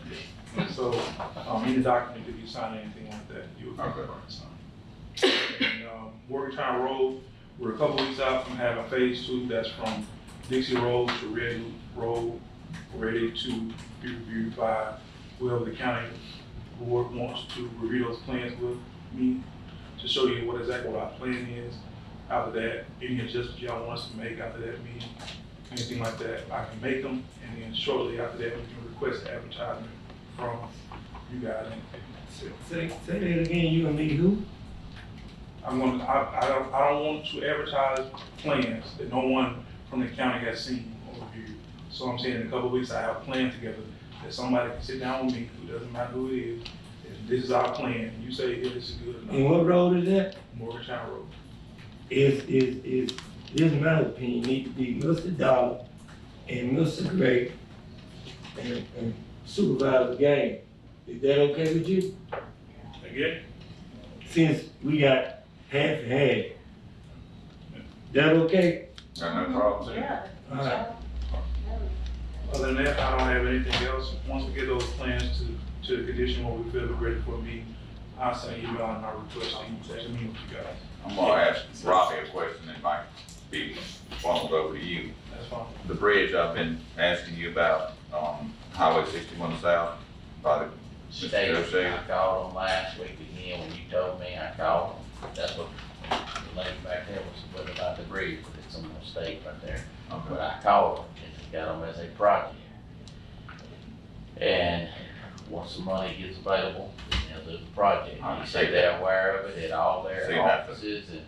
I only have one lane road over there for 6 or 8 months, but that could happen. And that's But I didn't know if, that's what she Ford did, needed to say, hey, the look, lady was across from the road, You where need they to look got at those this. plastic barricades, Yeah. and said, let's get closer to the road, I said, I've asked them, that's all I can do is call, Okay. call the All right. station, and I do. I think we're done, if you don't have anything else. I don't have anything. All right, appreciate it. I appreciate you all. Thank you. Okay, anybody else, any more departmental report? Oh, Of course. No. I'm sorry, board, I just had a mistake, but I just need permission. I had one of my contractors resign Saturday, so I want to replace him with Alice Cupson. They gonna maintain the same pay, it's already in the budget. Okay. No. Moved by Mr. Gray, hire Mr. Custon, Second. second by Ms. Hutchins. Any discussion? All in favor? All in favor? Aye. Unanimous. Motion approved. Thank y'all. Paige, you'll send me a copy when you get that? I will. Thanks. Oh, sir, see what you just found. No, he's a witness for my presentation.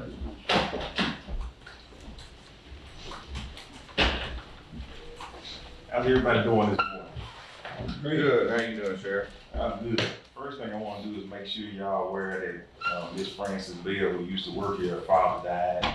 Funeral's gonna be March the 11th. Just wanted the board to be aware of that since she served this county for so many years. And I'm definitely offering my condolences to her and her family this time. She was trash. I know everybody talks about trash, and I just want people to keep in mind that when we have to do these projects, that pulls us away from trash. So when you see numbers, just know it's because we worked on some projects wherever it's in the county for whoever asks. But I was without our in-house maintenance man for about 3 months, and now he's back, so we're catching back up and getting back up to speed on that part. As far as the trash go though, District 1, you have 0, but we're working in your district today. District 2, 37 bags, District 3, 13, District 4, 49, District 5, 53, that's 152 bags. We have been doing a lot of projects though, and I just want y'all to know it has been a lot of them. I know it saves money, but like I said, just keep in mind when we do that, it does take us away from the road. You all talking about the insurance. Yes. Can I just give you one? I got a call. Can I just give you one? Sure. Okay. If you call us, we gonna get it. Okay. It was, Supervisor Gaines, no, he done this every time. it was from Hobo Fault to Cranfield. Got The it. end of Cranfield. I made it happen. All Cranfield Road. All of Cranfield Road. That's Oh. what it says. They already started on that one. I don't even have to write that one down. I actually seen the latest post online that she put out there. And I asked them to go out there and start on Cranfield. Good, good. So I called them this morning also, so. They That's don't, what they, okay, they thank you. take care of it. I heard you all talking about the insurance this morning, and without calling names, the people that I know who are on it love that, what is it called?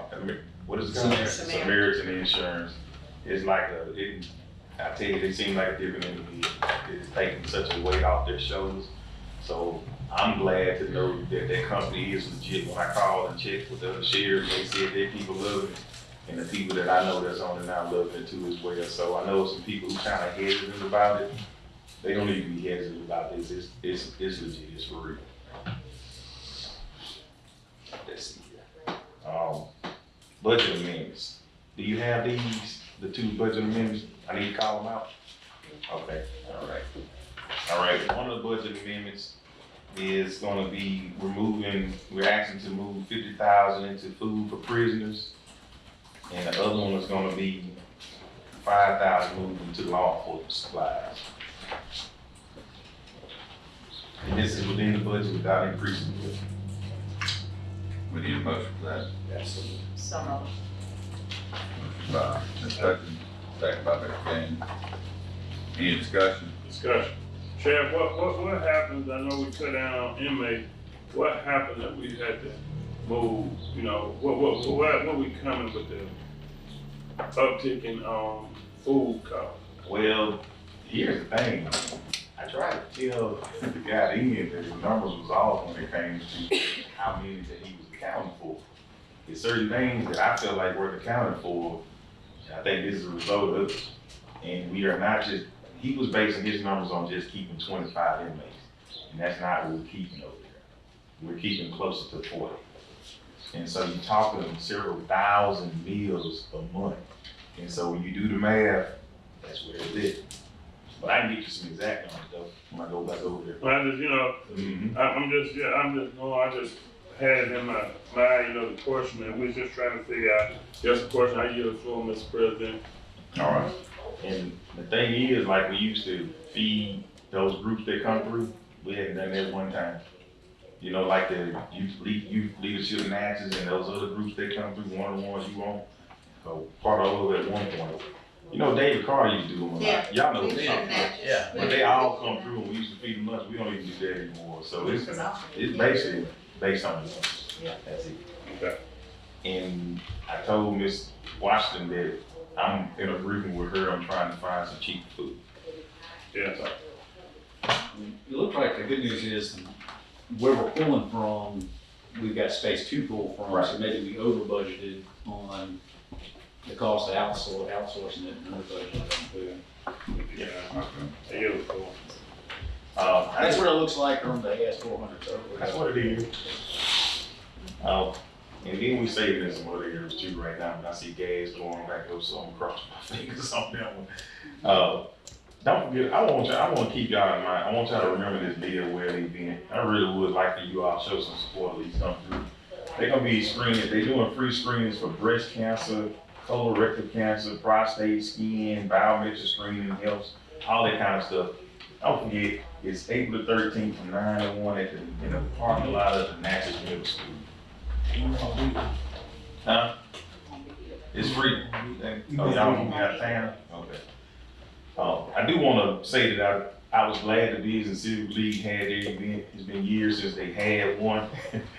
And really, I wanted to thank the media for covering it because at one point, I think only one source was covering it at this time.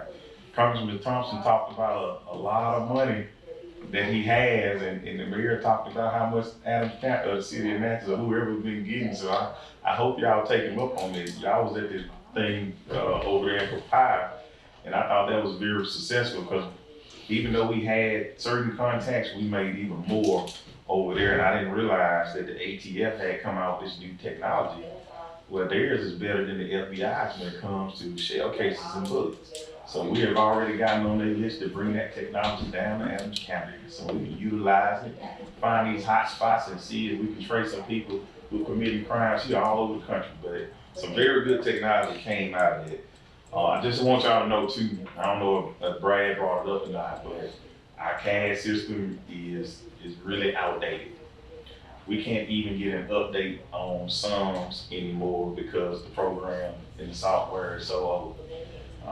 I think it's, at this point, I want to say it's probably close to 20 years old, and they can't even provide an update for it. So we're gonna have to look at purchasing a new CAD system before this one here finally crashes and goes obsolete. For you all to understand that this is where all the reports for the sheriff's office is kept, and for dispatch. Everything that comes through 911, everything that's ever been reported here is in that system. And we want to go to the new, what they call iSums. And that system costs us about $70,000 for the initial purchase of it. And then after that, I think it's around maybe $5,000 a year for the subscription to it. But it is definitely something that we're gonna have to be looking at really soon, since we can't get any updates. And the federal government has required us to report to NIBRS. And with the way SUMS is working now, it is tough for us to be in compliance with the NIBRS with the old system. But the new system won't even let you send anything into NIBRS if it isn't compliant already. So I just want to make sure that I put that out there. Any grants that would help cover that? Well,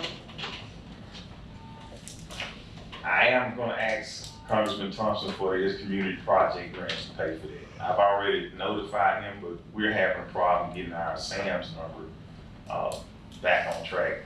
Some kind of way, when they changed the servers out, it messed up the IP address for the emails, and it's stopping us from getting our SAMS number back. So that's the only thing that's holding us up, but we will be getting back on board. They're working on that this morning as well. Okay. And I do have a backup plan for that as well.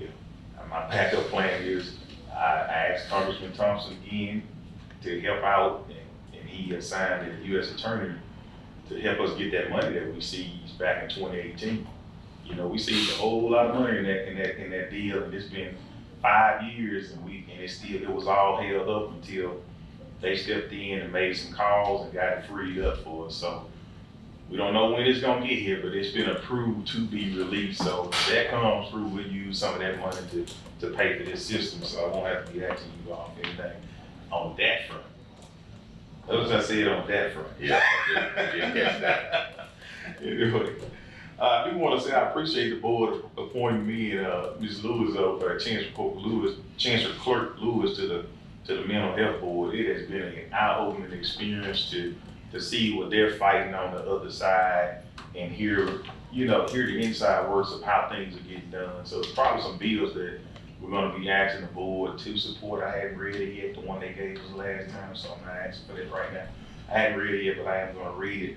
But one of the good things that I heard them say at the last meeting was that they're going to bring back the Adolescent Opportunity Program, which used to be the Adolescent Offender Program.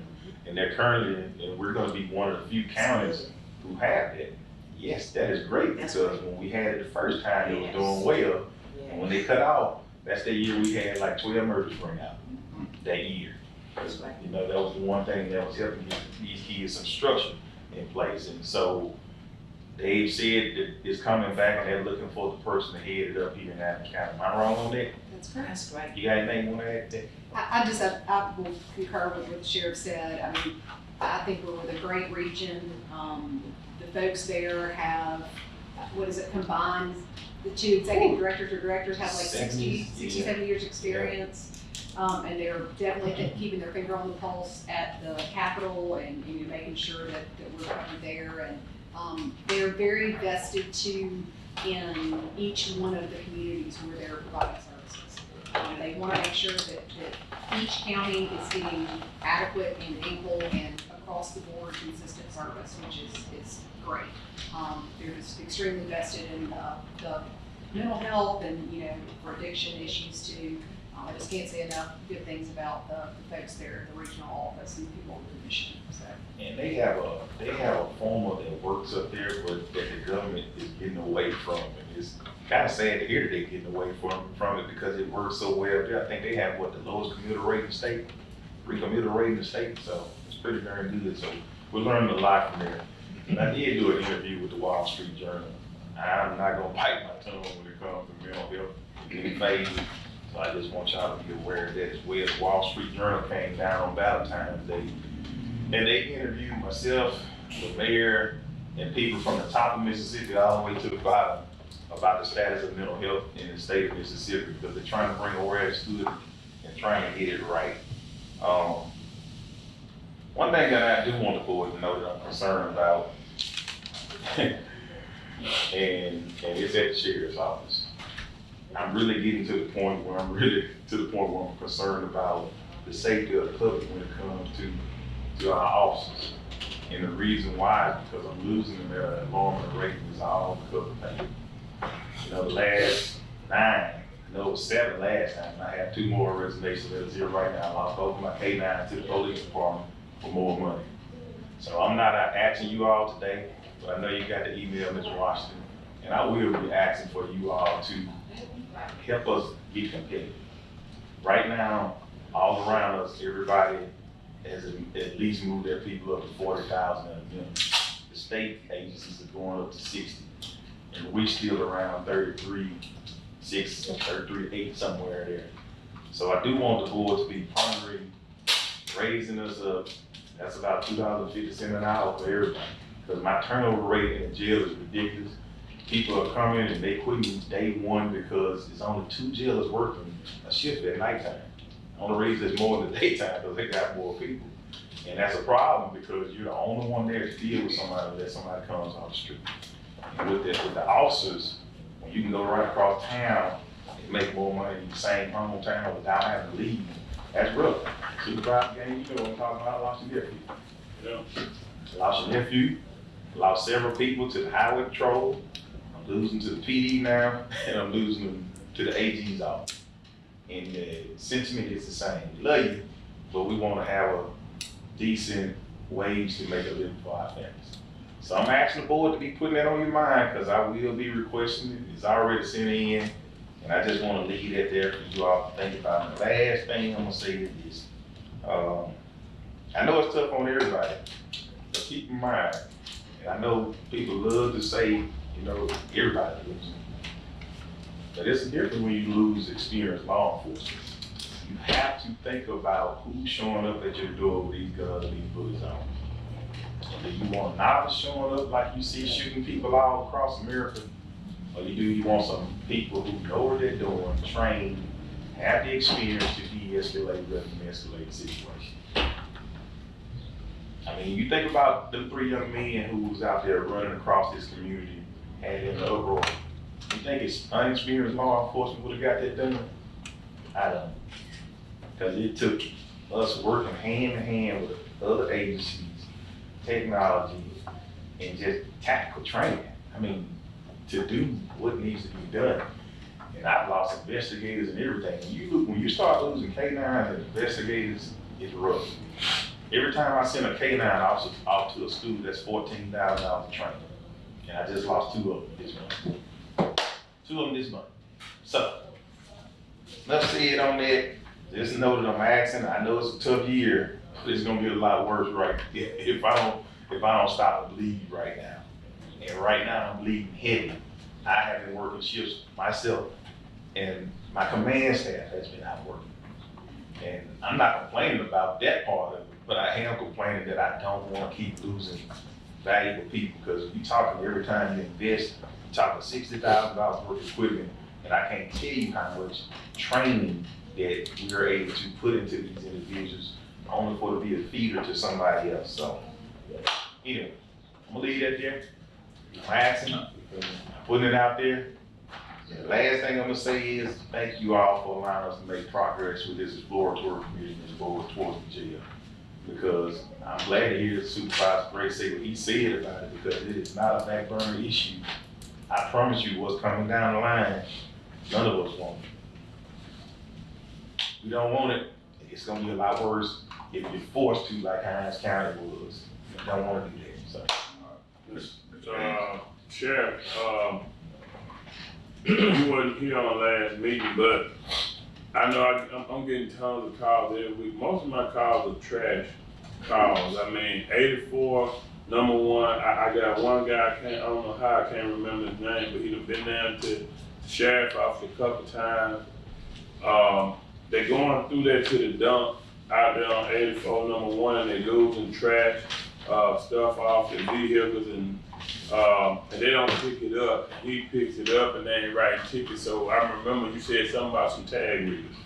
And yes, that is something that I think you need to revisit, because I think every supervisor sitting at this table get called about trash. I mean, you know, and I appreciate the job y'all do, but you know, I send them through. It's like, if y'all pick up trash in my area, I can promise you, if you pick it up today, Wednesday, trash is back out, and by next week it's trashed up again. So, you know, and you know, one of the things was interesting, we had an interesting conversation, but, you know, he said that he wanted the trash picked up, but he didn't really want people to get tickets.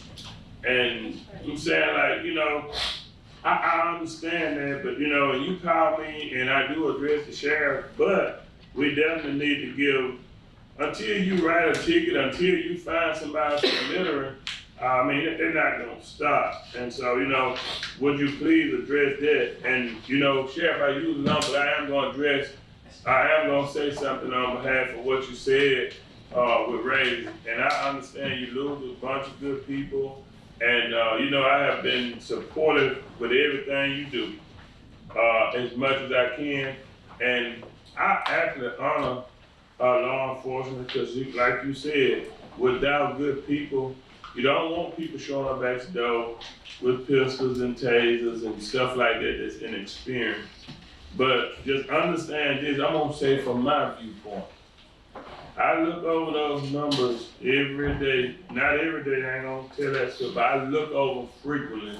Our new administrator, you know, she did something on this week that she will be continuously doing. She give us our budget that we can look at numbers every day. I can promise you it's nothing in no way that I don't, and I think, I'm gonna let everybody speak for themselves, that we support that. And so, you know, sustainability, and you know, we raise taxes on folks, you know, for because the county was behind. And you know, one of the things that we can't keep doing until we get some things, you can't keep raising taxes. So we gonna be looking at efforts. Don't think that we are not looking at efforts, but you know, in a budget season like this, and we talk about $2, sometimes $3, $4 to match and be consistent, you easily talking about an extra 200,000 or 300,000 to be sustainable, to get it this year, next year, and next year, to keep your people, not give you a raise this year and have to take it back next year. It's an option. So, you know, I do 100% support, and if any way we can, so we just gonna have to do the crunch numbers. So, you know, we're gonna have to really just crunch and look at numbers, and I know you need everybody you got, but we're gonna have to sit down together and try to work on this to come up with a solution to pay your experienced people to keep. And I said it on my behalf, I yield the floor. I agree with that wholeheartedly, and I'm not blaming you all, because I feel like that if the county was in a better position, you all would have done that. So I'm not blaming you all by no means, and I don't mind sitting down with Ms. Washington at all. I think she's gonna do great, and I think she's a good number. So I'm open to it, but you know, just like you said that, I'm gonna be honest and transparent with you. And this is not to offend anybody what I'm about to say, and I'm not trying to be offensive. But you know what I hear my guys say every day? And this is not to make y'all mad, but I'm gonna be honest with y'all, because I believe in being transparent. Be transparent. My people say, you know, they say they ain't got no money, but look at what we putting into the ball field. And they understand we all support the ball field, but you guys starving, man. And you talk about putting people out there on their road, but now I'm down to 3 a shift. And now I'm less than 3 a shift on service shift. That's why we are filling in. So I get it. I would have been less than a sheriff if I ain't coming here and speak up for my folks. And we gonna do what we gotta do, just like when you called me about that trash out there, we stroked that guy. That trash you took the picture of and sent me out there by State Park, we found that guy and we stroked him. And we're gonna do the same for anybody over there. So I'm not against the board. I do feel like y'all would, but we losing them at 9 and 2 months is a lot. That's a lot of experience gone. And it takes us what? How long to a year to get somebody even close to trained, ready to show up to your door. Did y'all see the video of the cop who had the guy in the back of the car and the acorns fell on the car and he thought it was somebody shooting out the back seat and he shot the car?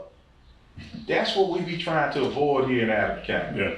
Is have it. He thought it was gunshots. He was calling in for bag up and he had a handcuffed individual in the back seat and his inexperience showed, and he shot that car up, shot his own patrol car up, thinking the man was shooting him out the back seat. God forbid something like that ever happen. And that's why I'm bringing it to y'all. We just talking, I'm just bringing it to y'all to know that. You know, that's what my people saying on the other side. And I do understand that, Sheriff, but I say this, and I'm gonna let it be. One-time money, we did borrow a bond, and that's money that we paying back.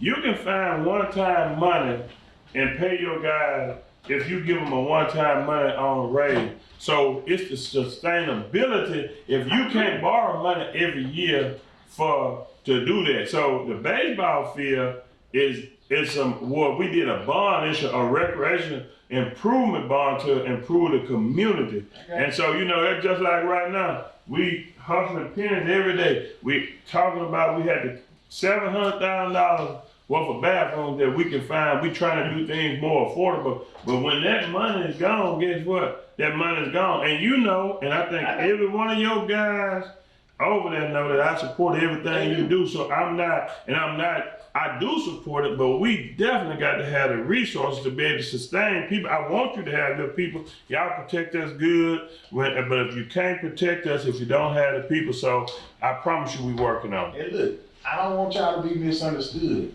We all glad Chesterfield is down there. But I just wanted y'all to know what I'm up against on the other side too. And that's why they run into the city. Tell them Chesterfield help keep them out of trouble where you won't have to go and arrest them. And ain't nobody disagreeing with that. But Chesterfield don't feed their families on the same token.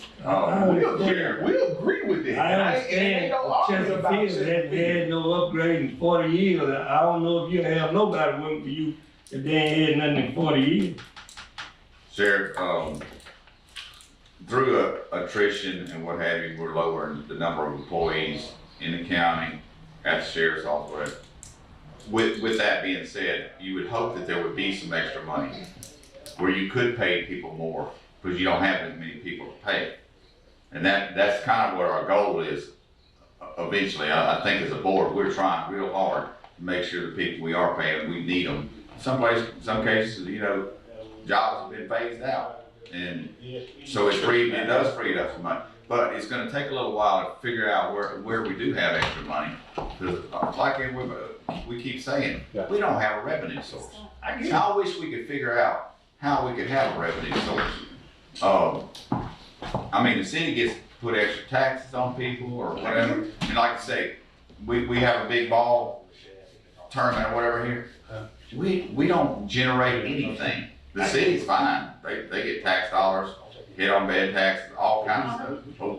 It's something we're gonna have to work through, and it is a painful time. Just know I'm not blaming you all. I'm just presenting. Yeah, I'm not presenting that. I'm just trying to tell you so you can kind of tell you. You're look, you're gonna have to bear with me for a little while until we get. And I appreciate that though. And I want to ask you about something else because I'm so tired of seeing litter on these streets. And you know, it starts. It's almost to the point now that we need to talk to the children in the schools. We need to talk to the children in the schools, have some kind of program in schools about litter like these did when we were children. I mean, and because the children will police their parents. You're not actually having a program. Mom, you should throw that out. Or Dad, you shouldn't be throwing that out. We learned this in school. And We all did. I mean, do y'all remember those programs that sheriff deputies or policemen come to school? I'm gonna tell you two things. MDOT does have a little program where they will come in and teach the kids and do all that. But the other thing is this, you got judges over, well, I don't wanna speak for Ms. Minor. Are you on the work release, you got work release going, or that just Bob, that both of you all? I did it first. You did it, okay, well, Judge Minor sitting right here, she did it first. I would suggest seeing if we can get some of those guys to help pick up some of this trash. You know? Well, that's what we approved for the work release. They everywhere now, cause I see them, cause they with Johnny and they with other people, but we be doing them here again trash. If we don't stop it at the source and fine people, I don't know why anybody would say, oh, don't fine them. Yeah, fine them. That's the only way people learn is when you hurt them through the pocketbook. They need to be fined. Yeah. Well, So that's like what he called and he had that picture, we stroked that guy. The guy on Cemetery Road, we stroked that guy. We went to Walmart and we stroked that guy, but it's, you know, it's. But it's no Work. fines attached, right? So you No, it's a do fine. not. No, it's a fine. So there are fines attached Yes. if people are littering, Word gets out. If they are caught littering. if they are caught littering. Yes. Okay, like a prime example, we got one out on Duck Pond that I'm getting a call about constantly every week. 4 times the road department has gone out there and cleaned that up, which that's not their job to do.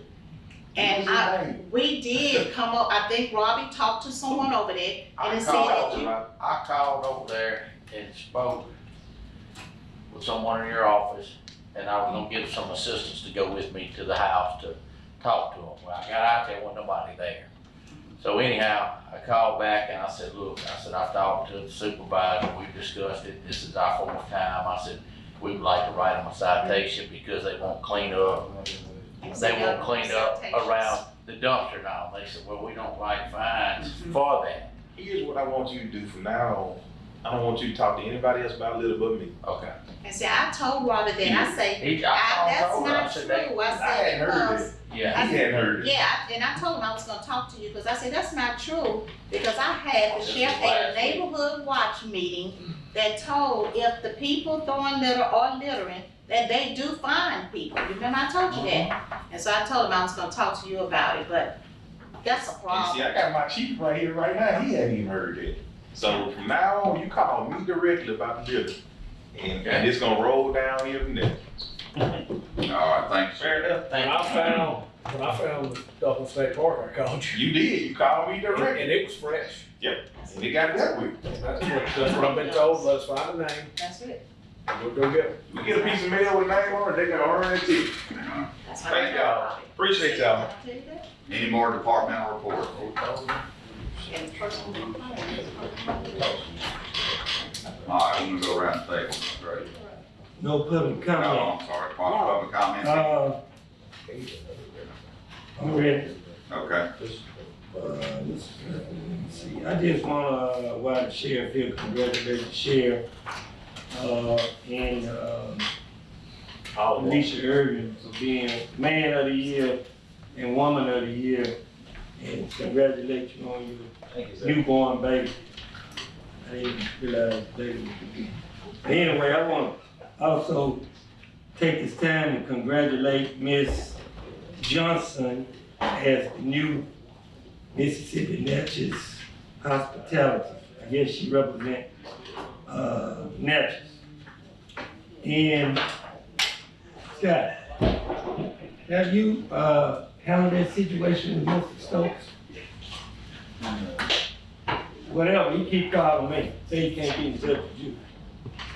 Yes, I talked to him just a second ago, and I talked to him. Oh, he was up here? Yeah, I talked to him last week. So, are y'all getting anywhere with whatever you supposed to do? Yeah, I think I gave him Lachey the updated number, and I think we're ready to go. So I'll confirm with her today. Okay. Over there for the supervisor game. Miss Brandy, please remind me to give you my check for the elected officials scholarship fund, and keep emailing these people and let them know we need their donation. And I did email out the applications to all preschoolers, so they all confirmed they received them. Thank you. And Scott, did you get the email I forwarded to you from, Senator Cindy Hyde Smith office?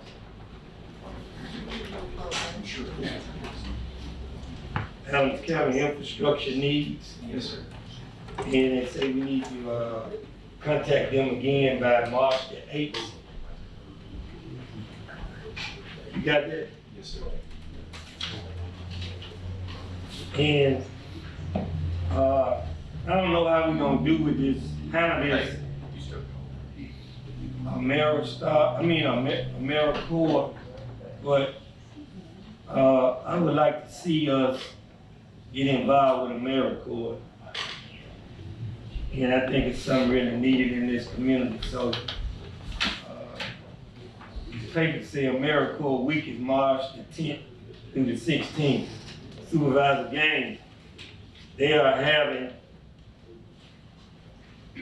something at Head Start on March the 8th. Yes. And they was contacting all of us to come over, whatever the case may be. They say some guys was gonna come riding horses. And I didn't know whether you was contacted or not. And maybe you need to bring your horse over there where I could ride. I was contacted and I let them know. Can I get a Look, I will be out of town. I will be in Lake Charles, Louisiana, trying to qualify for the World Series team, bro. But I did contact some guys to try to make sure that they have some horses over I ain't there. gonna ride anyway. Well, next,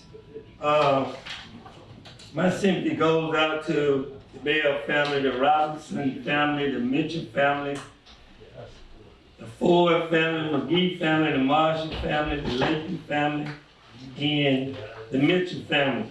And this guy that I used to watch on TikTok in Detroit, Michigan, Councilman Eric Mays. That was a hilarious guy. I mean, whoo, he was something else. Goes out to his family. And last but not least, the Bolton family. Before I came to supervisor, I really didn't know who he was, and he ended up being in District 4. I got an opportunity to meet him and his wife. Some of the nicest people you ever want to meet. For the sake, they are that quiet. Those are some quiet people. Maybe they talk somewhere else, but in the community, you'll never hear them saying nothing. But they made a great impact on this community. Great businessman. I know Supervisor Wilson, you know more about it than me. Good man. And I think that concludes my, I got my weekly newsletter, and I was getting all excited when I saw Adams County Government Center, but that's in Denver, Colorado. I said, we done made the paper, but that's in Denver, Colorado. Maybe it'll be here one day.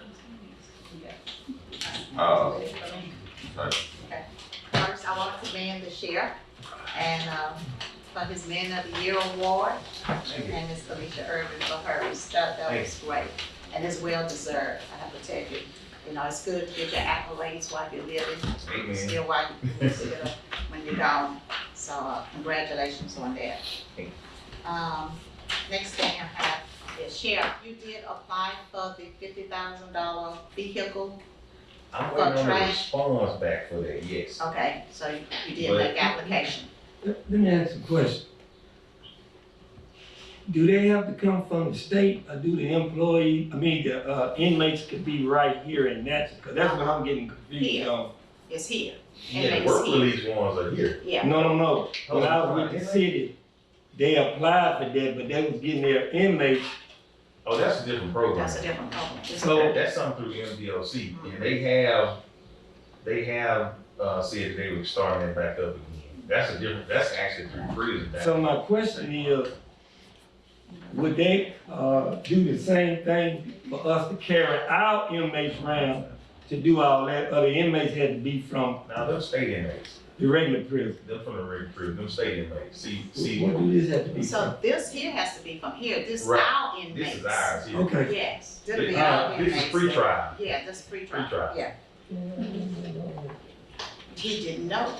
This is something that just came up during the James Thompson workshop. The other thing I have is, the time clocks. You know, we put money into time clocks. And are we checking to, okay, time clocks. Yes, ma'am. And you're new, and you just come on board. But we put money into time clocks. And my understanding, I'm getting a lot of complaints from different departments that people are not clocking out and clocking in. And they also are not clocking out for lunch, meaning they coming back hours later. And that's the reason they're not clocking out for lunch. That means they're not clocking out at all. It's like they ain't work all day. Right. So we need to kind of look into that to see what's going on, because this is embezzlement time. And that's what they're doing. Right. So that's something we need to look. Every employee is supposed to be clocking in and out except elected officials. Yes, ma'am. Sheriff department, road department, those are different departments because of how they work and stuff like that. But these departments around here are supposed to be clocking in and out, even for lunch. And that's why even for when they taking their breaks, they supposed to be clocking in and out. Right, because So- normally, I clock in, clock out, and also Right. keep up, just recently found out in time she says well. So, is there a way we could, I mean, of course, if we're not the department, I guess we couldn't necessarily track. I know if that employee. We got cameras. We got cameras. Right, because they can easily clock in and they can go and get lunch. They can just come back and clock out anytime they want. Right. And make, if they do it at all, make it look like they left it at a particular time. So I guess those are not, you said we got cameras. We got cameras. Sheriff, don't we have cameras? Yes. Around Most these buildings? departments, we got Yeah, cameras. we got them Yeah. around most of them. I don't know quite where your time clocks are located at in the other areas, but that can be fixed. Yeah. They can be fixed easy. Because, I mean, you can check it, you can check it now and see that they're not clocking out for lunch. Right. And that's because they wanna come back when they wanna come back. So that's occurring. Well, let me say this. I think the county administrator needs to send out something to each department head to let them know that they need to make sure that they, employee are clocking out and give them a guideline of what they're supposed to be doing. You come in, you clock in, you leave, you clock out, you come back, you clock in, you leave, you clock out. Is that not right? Yeah. Make sure the employees are coming in,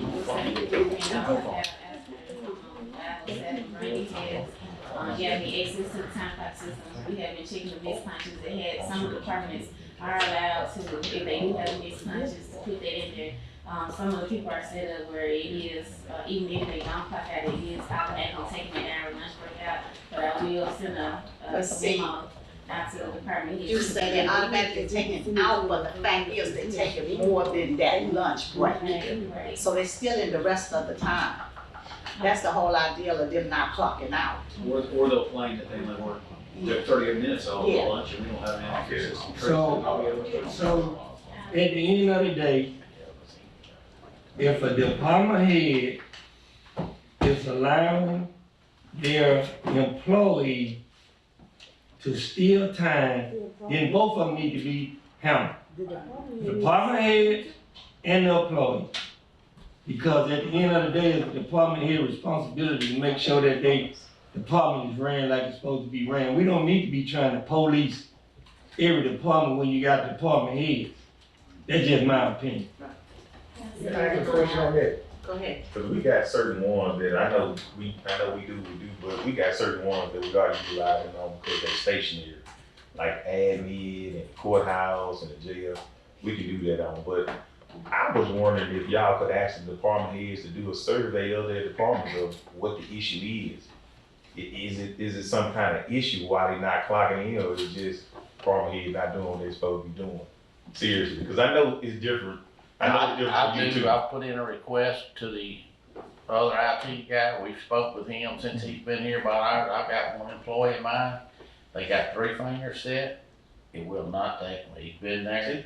I mean, They'll but do that, it. But you know, I I tell understand. them take a picture, do something to make, you know, it's legit and it's regular. I mean, I it might take understand it those today issues. and then it might not take it for 2 weeks. I'm telling you, and we spoke with him, I sent a request to the other IT and I don't know what else to do, but it is. I understand one those employee issues. that the finger. Sheriff, what I'm saying, I know what's going on there. I'm talking about what other employees, not those kind of employees, Yeah. what I'm talking about. I'm talking about the employees that are not clocking in and out, period, because of reasons. I got you. And you see them everywhere. They still doing what we tried to stop them from doing, and they still doing it. Okay. Another thing, the next thing I have is, if there is a meeting, and I think I spoke with you on this, Scott, a meeting here or anything here, or any travel, I mean, not any travel, or if you're gonna be somewhere, are you supposed to get approval from the board before attending something that's gonna last, like a meeting that's gonna last hours What do you mean? before time? Perfect example, the pipeline meeting that they had. It's like a luncheon plus a meeting, It's training. training. And my understanding, you got employees that are supposed to be, the road department should have been there, which they were. Sheriff department, in emergency management. These departments deal with this. So yeah, they supposed to be there. But when you see other employees from different departments that are there, and they're there for 2.5 hours, Who invited them? I don't know, They sent out a mass email to because all they kind of signed employees. themselves up for You it. can sign yourself up for it. But they getting signing themselves up without getting approval from the board to attend these meetings, and they still on county time, Yeah, which we did not approve. there should be a connection with your job and your training that you're receiving. Right. Yeah, I mean, seems like a no-brainer for, this 811, is that the? Yeah, they 111 dig. I mean, it's emergency response. I mean, they do, So that ain't for monitoring. everybody. It's not for They everybody. don't know where the sheriff is set up, where the fire department, where the, road department, where they'll all be, if they have an explosion or what. I mean, it's, It's not for everybody, I mean, and they it's sit for, up in there I don't know. on the clock. Yeah, I mean, do we ever get certified?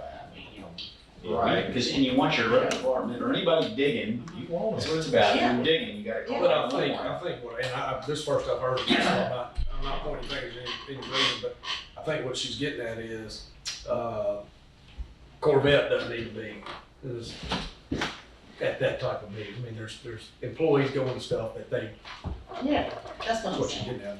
It wasn't a point finger at Corvette by any means. Yeah, not, yeah. It's just but for reference. Right. We could add a policy in there that it's something that's not your normal duties, you know, that you get permission from somebody else ahead of time, because maybe Corvette did need to be there, we look at it case Yes, by yeah, case. yeah. Yeah, no, she wasn't hers. Yeah, we not saying She that would care. she wasn't the one that's supposed to be there, he was just using an example of her being there. But maybe Brady doesn't need to, not that, she's an employee or whatever, but maybe she doesn't need to be there. Right. She doesn't dig the dirt. Somebody gotta approve this, right? Yeah.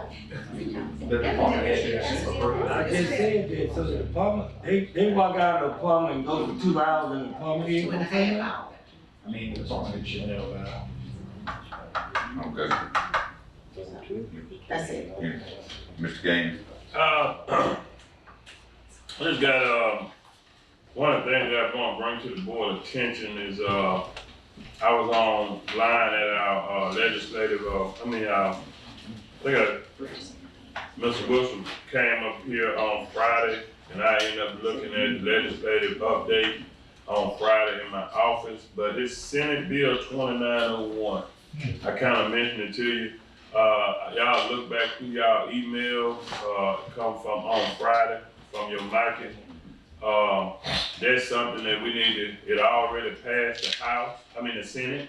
We definitely need to call every one of our House of Representatives. And I think that would be one of the worst things for county government. 2901. 2901, it's on your, What is it?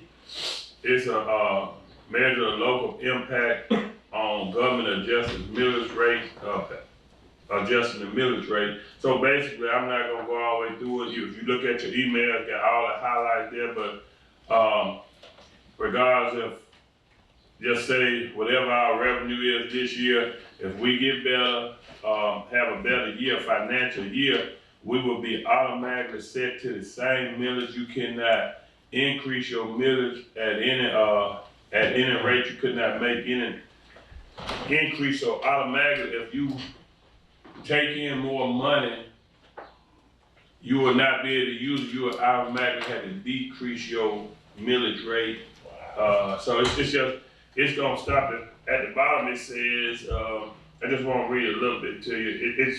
It's gonna stop you from being able to prosper and grow. Every county, I think, in Mississippi is against it, and so they're asking us to just talk to our representative. So it's pretty long. So I'm gonna ask y'all to just look at your email and get an update, and then you contact your representatives about it before it passes out of the House.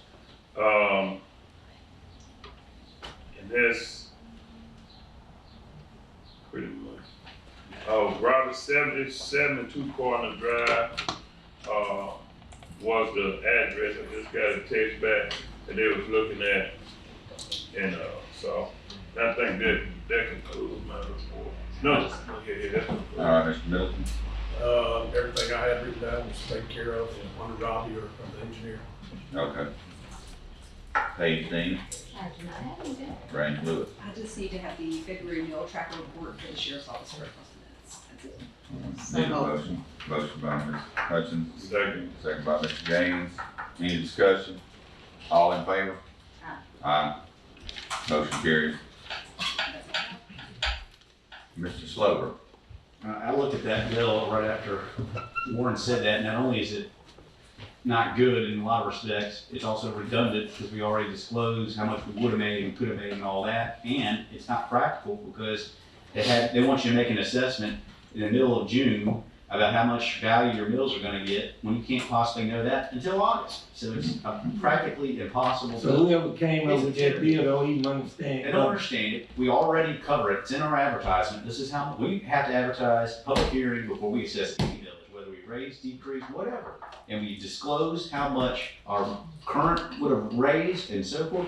All that's covered. We already do it. And this just makes it impractical. Makes the tax assessor get a numerical adjustment. He has no understanding, not just particular for our assessor, none of them do. Have no understanding what that is because they don't computate millage. So, it's just not a good bill at all by any stretch. And on that, and I did, one of the things that made me caught my attention is, the state can raise what you owe them, the school can automatically raise millage, but the county don't get to raise it. So that's gonna put us in a jam. If the school asks more of something go up, you have to maintain the exact same millage regardless. So it's something that you need to look at. Smarter heads will fail on that. I hope so. But I'm glad you brought that to our attention. It's very alarming.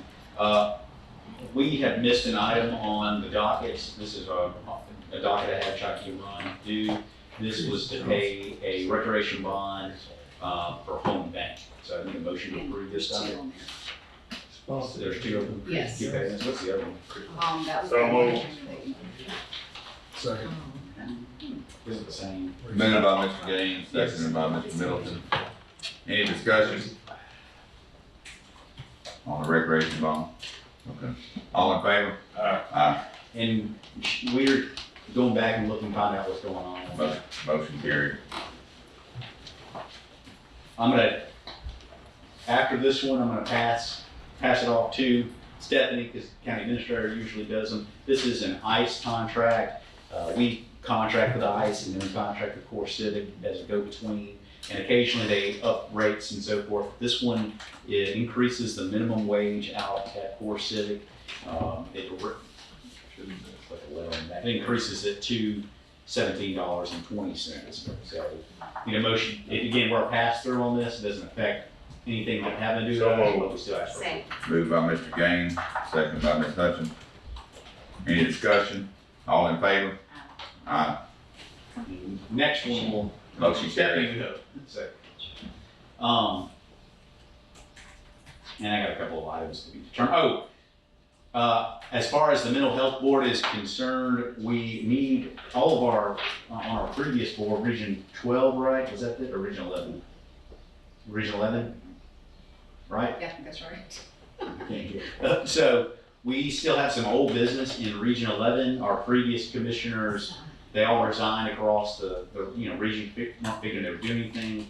They still need to approve a settlement of a claim, but they also need to approve the dissolution of that commission. So it's a hope that we'll have a meeting, is it March the 6th? 6th or the 8th, I'm not sure. March 6th or 8th. We need an appointment of somebody to go up there and vote, to dissolve and to accept the settlement. So who wants to be a commissioner for one meeting only? What now? Our old Region 11 that's dissolving and no longer active, the commissioners all resigned before dissolving themselves. And there's still one settlement outstanding that we need to approve, and then that commission needs to dissolve itself. It's March 8th at 10 a.m. in Magnolia. So we just need somebody to go there and vote to dissolve themselves. You can go. I would ask not to be, but I will go. I have to go. I would say Calvin. I can't go. You can't make it? I'm gonna be in Hawaii. I can't do it because I've been doing work for them, so.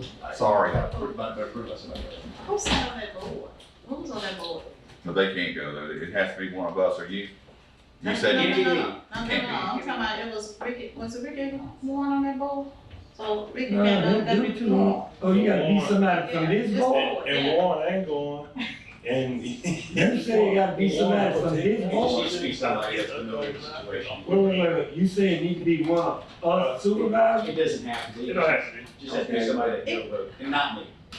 Just, that's that. Brandon has a. Well, we'll send the sheriff. I'm gonna be there anyway, so I'll go with But you. I was Jeff saying, said you can't go. Look, maybe the election virtual in, like on video.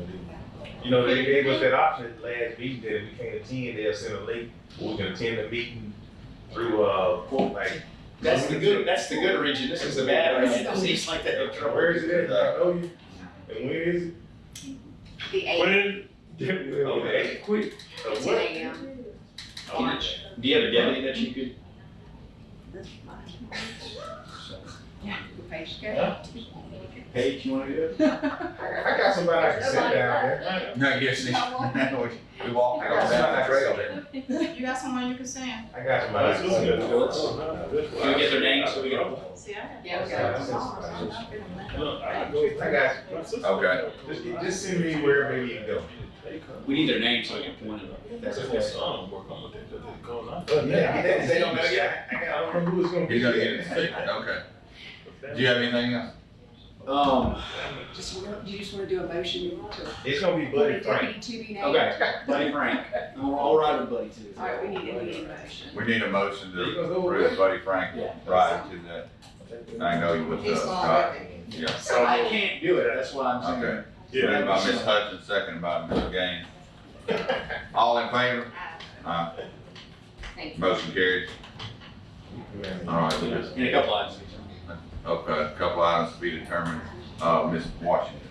Just have one item, IBM service renewal, it's just that, since on the last year, I just need permission to go ahead and give them an update on it. It is on March the 21st.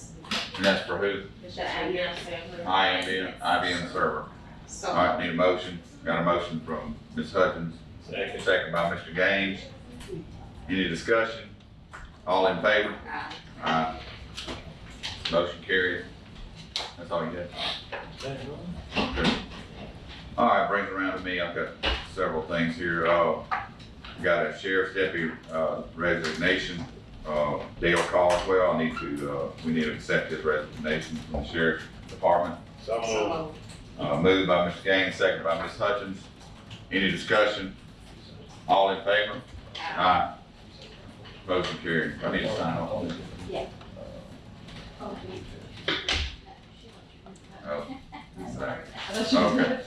Well, he got signed off on it. It is okay. Okay, Adams County Bookkeeping Department, Vernon Johnson is going to a conference in Philadelphia on May 15th and 17th.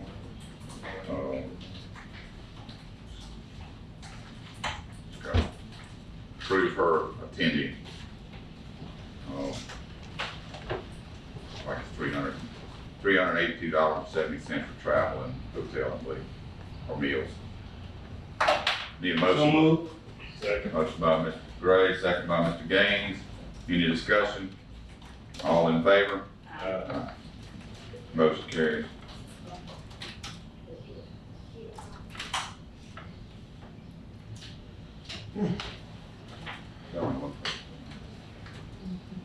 Okay. All right. Demetra Davis is going to be a certified appraiser school in Starkville.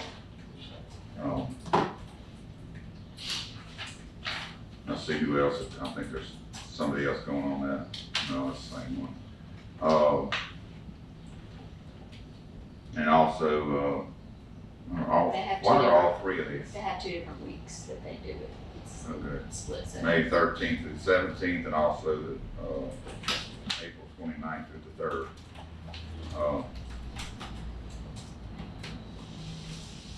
$607.09 on one of them, and, the same on both. Anyway, we need, a motion to approve the travel. Second. Moved by Mr. Gray, second by, Mr. Gaines. Any discussion? All in favor? Ayes have it. Motion carries. Check on it, please. Is this one?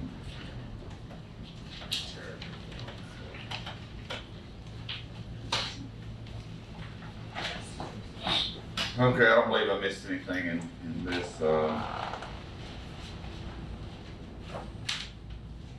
want to put Wes on notice that, I will not be here on the, at the next meeting. Yeah, we gonna be in Hawaii. No, I'm not being, I'll be back in Hawaii, but, my wife has to have, neck surgery, so I'll have to be there for that.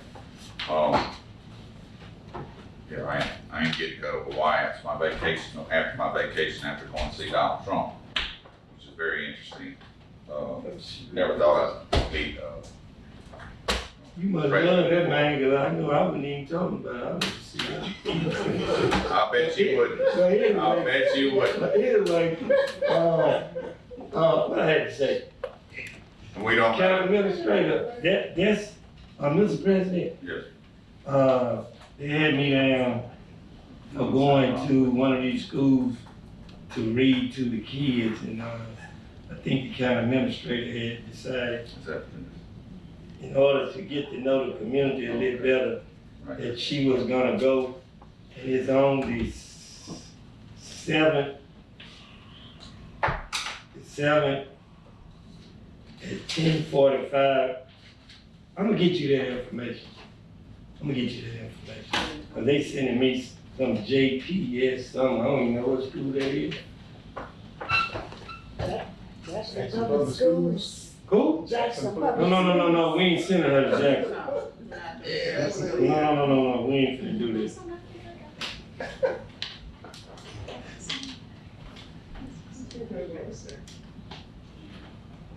I don't know, maybe you wanna come over to the Head Start and let us show you all, go there and introduce yourself to some of them people. Okay, Melanie. JSPS? Yeah, what is that? Jackson Public School? No, this is all in town. Wait. Jefferson Street Methodist or something? Jefferson Street Preschool, would that? Yeah. Would that I be? think that's what it is, Jefferson Street. JPS? JSPS. It's JS. JS. Okay, that's Jefferson Because it's Street. that, I Holy thought you Family, said JPS. Cathedral, Morgantown, and McLaughlin. Oh, yeah. Okay, so Yeah. That's Jefferson Street. That's When that Jefferson. is. Yeah, Yeah. that's right there. Okay, I really didn't have much else. I am gonna address at another board meeting about the travel. I think we already spent 62% of our budget in 4.5 months on travel. and we're gonna have to do something about that. Who you talking about? Travel expenses, we've already spent 62% of the travel budget in 4.5 years. And you can't keep it up in the travel budget. We moved from 25,000 to 30,000, I think it's now 40. Mr. And President, let me say this. we can't do that. Let me say this.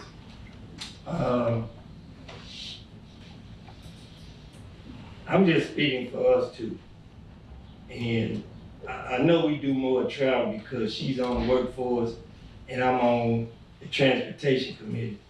And we pay our money to NACO and NAPCO, and with the summer conference that we go to, that's when we vote our presidents in. And we do have a vote at the table.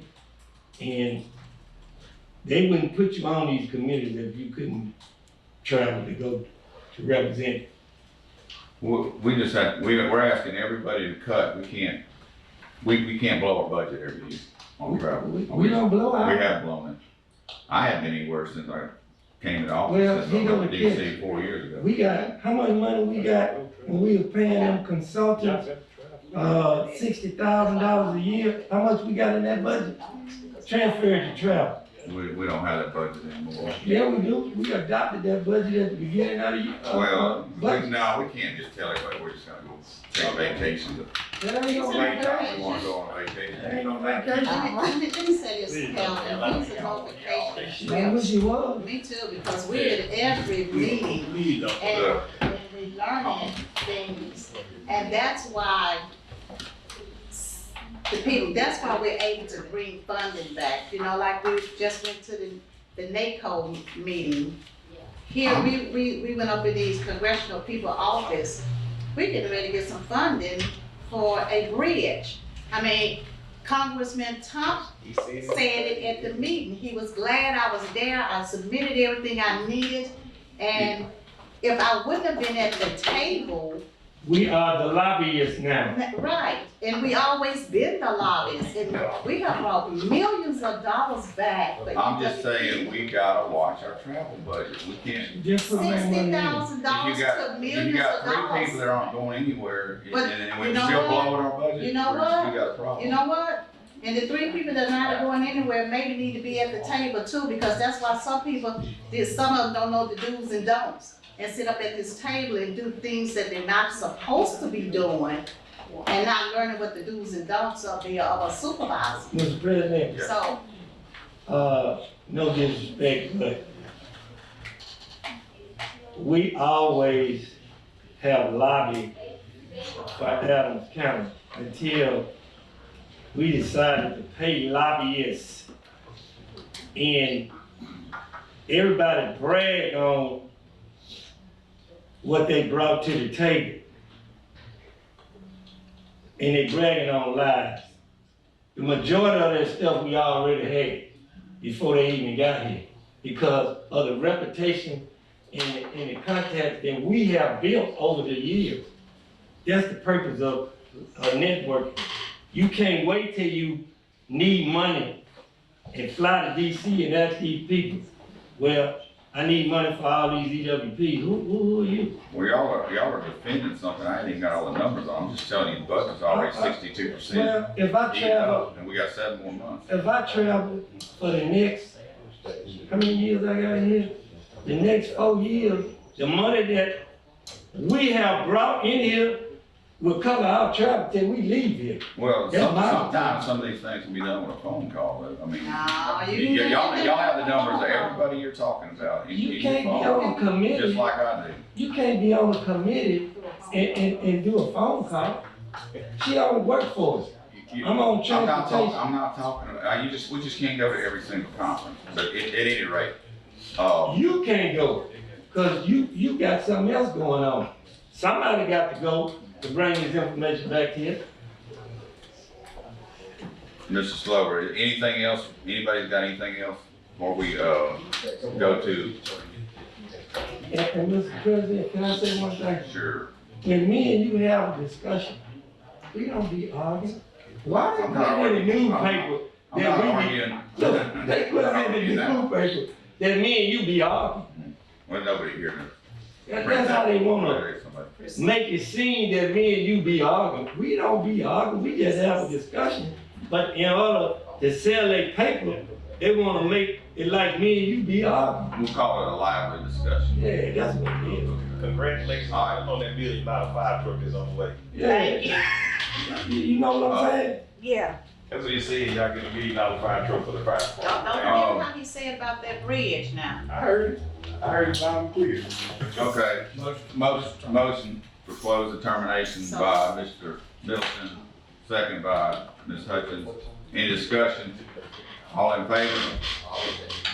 Aye. Thank you, motion carried.